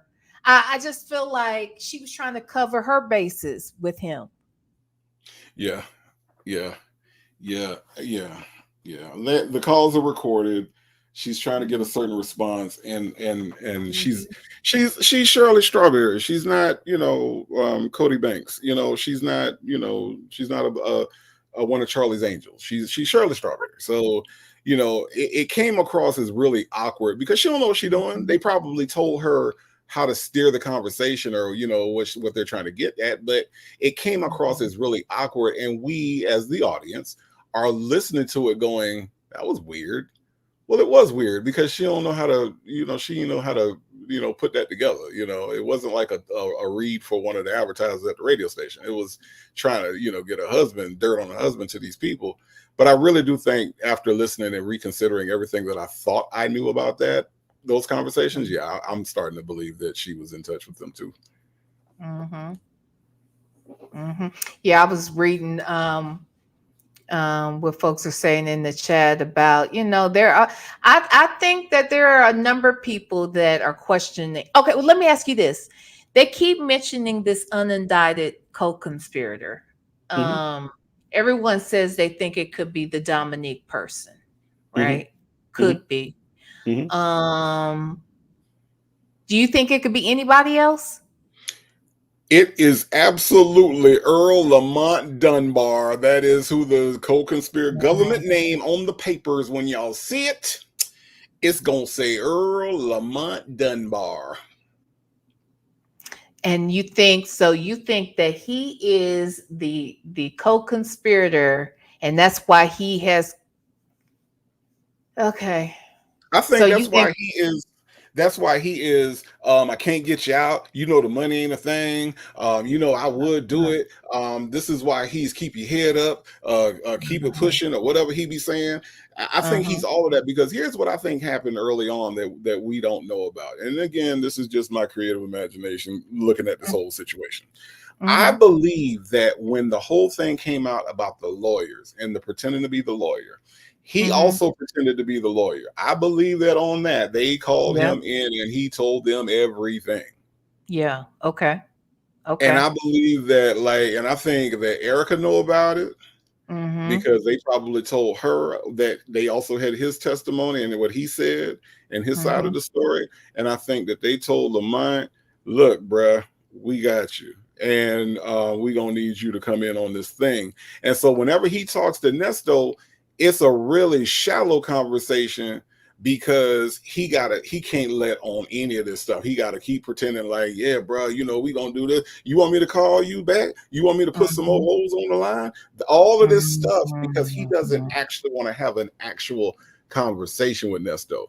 Now, out of all this, even tonight, when have we actually heard him have a conversation the way he talks to Dre? See, Dre is his friend. Dre ain't involved in none of this stuff.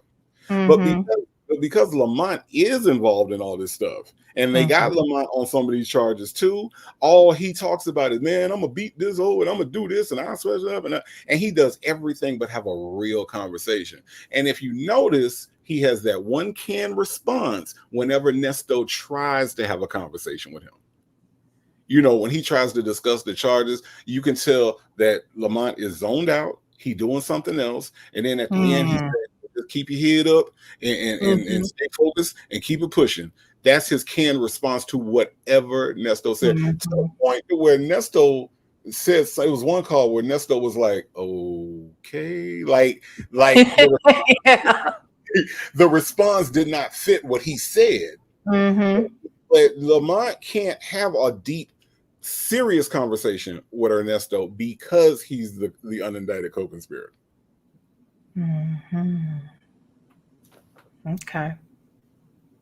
Okay. Yeah, I could see that, because I thought about him, and obviously people think it's the Dominique person. That's another option. But I mean, we talking about Will Wooten. It could be both. It could be both. I mean, we don't have to. Again, we're the audience. We don't know what that man got in that briefcase. He probably got both of them names floating around in there. Well, but wouldn't he say two unindicted people? It has to be a specific person, right? That man do not owe us an explanation. True. He do not owe us an explanation, and he do not have to show us all his facts. He got his facts together, as Nesto say. As long as he got his facts together, ain't that what they say? As long as you got your facts together. And I promise you, the way that man broke down that damn rebuttal to the RICO, Will Wooten, I am 1,000% confident that man know exactly what he doing. So yeah, for sure. I'm just saying. For sure. Okay. Wait a minute. Wait What did Real say? Real said, I believe whatever was on that computer caused Shirley, her daughter, to turn on him. So what do you think about, do you think somebody else said somewhere that they wondered if Sheridan may have done anything knowingly at some point? Nah. I think Sheridan is just like kind of falls into the same category as Dre, where here's a guy that I thought was a great guy. I thought he was good for my mom, and then as the layers started to peel off, she was not willing to overlook things that Shirley was, because in that call where Shirley is just exasperated, like, why is she doing this to my marriage? Like, only thing she could think of was her marriage. Why is she doing this to my marriage? This is my marriage. I don't have to share my marriage with you, because she said that was in response to Sheridan asking her what's going on. Well, I don't have to tell you what's going on with my marriage, but Sheridan is seeing all these red flags. And she's like, hold on. And it's like, and the only thing that's in Shirley's mind is the Essence wedding. We got married. All these people know about this. They think, that he called into the show, which, by the way, I believe that the whole calling into the show thing, totally on purpose, because he is so good at, now if you want to talk about something he's good at, it's not reading or math or any of that shit. Nesto's good at reading people. He can read the room, unlike Sonya. And when he saw what I said that he's an expert reader. I said that the other day. I thought you were talking about books. Okay. So I said not words. He can read people. Oh yeah, no, he's good at that. And he read Shirley perfectly. He knew that the more of a spectacle the wedding was, he knew the more of a spectacle the proposal was, that he was digging deeper, and it was going to be harder for her to let him go because of the spectacle of it all. Yeah. And so what Sheridan refused to do was to close her eyes because of the spectacle. She was like, no, this ain't right. This is still my mama. No, I'm going down here. And if for nothing else, to clear my name and to make sure that my children are safe. And Shirley could not comprehend that at that time. She definitely is comprehending it now. But at that moment, when she was on that call with him, she couldn't. So I don't believe Sheridan did anything in conjunction with him. I think that her going to the police actually proves the opposite. That let me go on and let y'all know right now, I ain't with him. This is not my player partner. I don't know nothing about this. Do you think Shirley could have more involvement than we think? No. Okay. Involvement, no. Knowledge, probably, but involvement, no. But involvement, if you have the knowledge and you are benefiting from it, that makes you a co-conspirator. She probably has had to foot the bill on certain things. Yeah, when I say knowledge, I ain't even talking about nothing deep. Like, I'm talking about, do I think that Shirley knew Nesto was cheating on her? Yes. Do I think Shirley knew that the women he was cheating with, he was also stealing from? No. I'm going to say no on that part. I do think that she knows he was dirty, but I don't think she knows the depths of his dirt. I don't think that. I think that that the cheating she could deal with, because I don't know how the other marriage went to the Strawberry dude, but I just know that, like, a lot of times we have a tendency to get comfortable in certain situations. So maybe that was what she was used to in a relationship or in a marriage, was that, the guy steps out. And, some people have that mentality that men are going to cheat, which, by the way, is not true. But some women think that that's just the way it is. And so I think she might have been in that mentality when she was just kind of like, okay. But I don't think that Shirley Strawberry knew in her heart of hearts that there is a woman named Hazel who he's putting through these rigors to pretend like she's getting a job, or that there's this woman named Gretchen that he's stealing this money from. I don't think that she knew that. That I don't. Right. But she knows he's probably doing something illegally. She knows he's doing something probably illegal, yeah. and she's Mhm. living with it. Because Mhm. again, she's already shown her card to him that, hey, you know what, I like the way we take, remember that dry ass Christmas thing they did where she was like, hi, he was just sitting there looking stupid, and yeah, Mhm. we wish you all happy. So that was her thing, the image thing. Mhm. She wanted to be able to do stuff like that, and Nesto fit the bill for that. But as far as being an actual husband, it's kind of like the Mhm. difference between being a pastor and a preacher. You got a lot of dudes out there that can preach, but everybody can't be a pastor. Nesto Facts. was a man, but he wasn't a husband. Mhm. And she found that out, but she decided that she would stick it out because how bad could it be? She had no idea any of this stuff was going. She had no idea any of this stuff was going to take place the way this took place. Otherwise, she Mhm. would have ran a long time ago. Yeah, I hear you. I also just I don't know. Let me ask you this. Do you think that proposal, she was in on? No, Oh man, come on. no, no. I do. No, she wasn't. And the way that it happened, and the way she was sitting there playing Sudoku on her phone. Uh, No, no, no, uh-huh. no. Oh, I That do. would that would have been the dumbest setup ever. Like, I mean, that would have been the It dumbest setup. was. It It, was kind of cute, but it looked very she to me came across very rehearsed. that Because was rehearsed. yeah. She was on Yeah. a phone. She was Yeah. playing Hangman on her phone because she got a phone that got Hangman on it. She looked very rehearsed to me. She was playing Snake on her phone. She got a phone with Snake on it. Uh-huh. I don't care. You remember the Nokia phones with Snake on it, P? Remember them? No, I don't. How old Yeah, are you? I am 47, V. I'll be 48 next month. Next month in September September? 13th, September 13th, baby. We doing it. Oh my God. Really? Yeah. Well, Sonya is a Virgo too. She's the 15th. All right. I don't know why you bringing her up to me. I'm just saying. I don't know. Because Martin Luther King mama got the same birthday as me. Why you ain't bring her up? Oh, I don't know. Okay. But I bet if what's that guy's name? What's Megan Good's boyfriend's name? Who, Jonathan Major?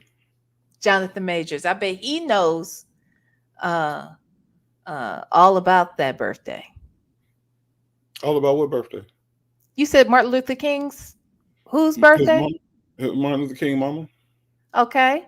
And Jonathan Majors is always talking about how he needs a Coretta for his See, life.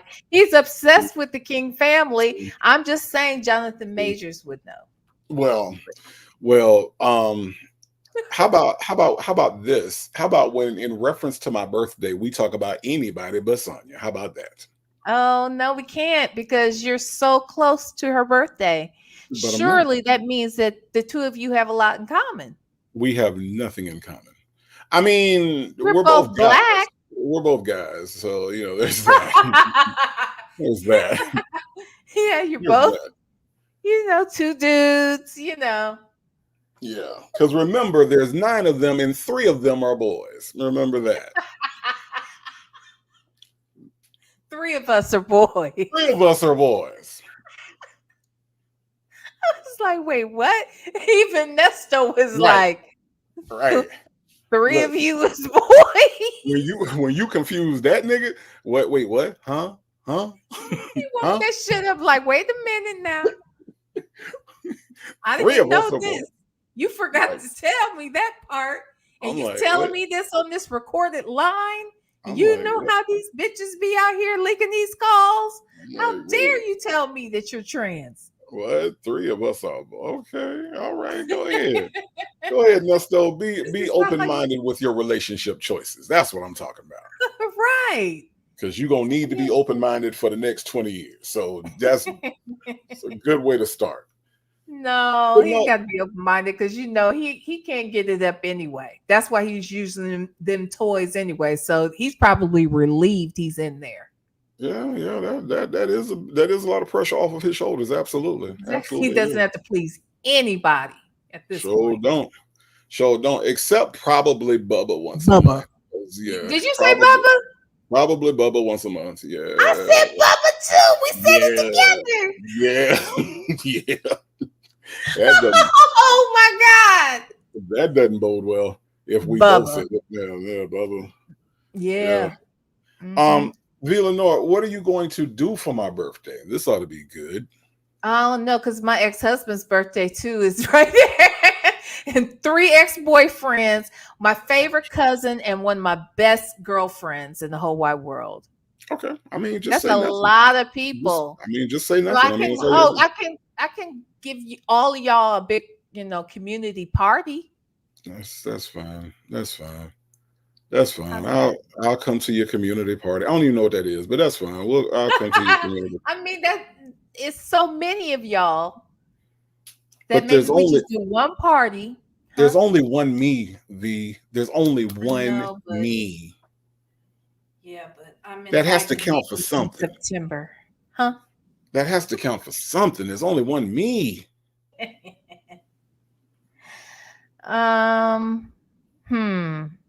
I have to think about it. Well, ask me what I'm doing for your birthday.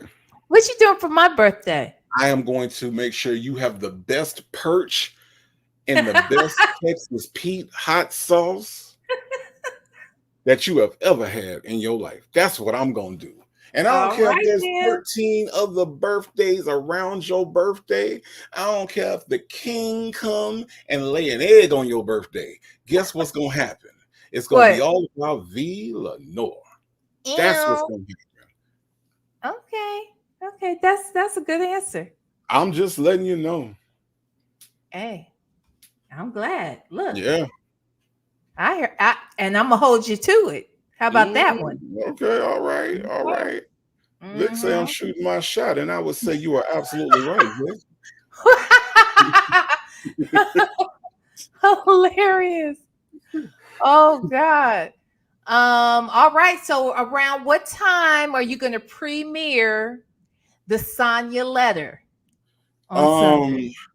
Look, I'm saying Sunday because this one is going to be kind of special.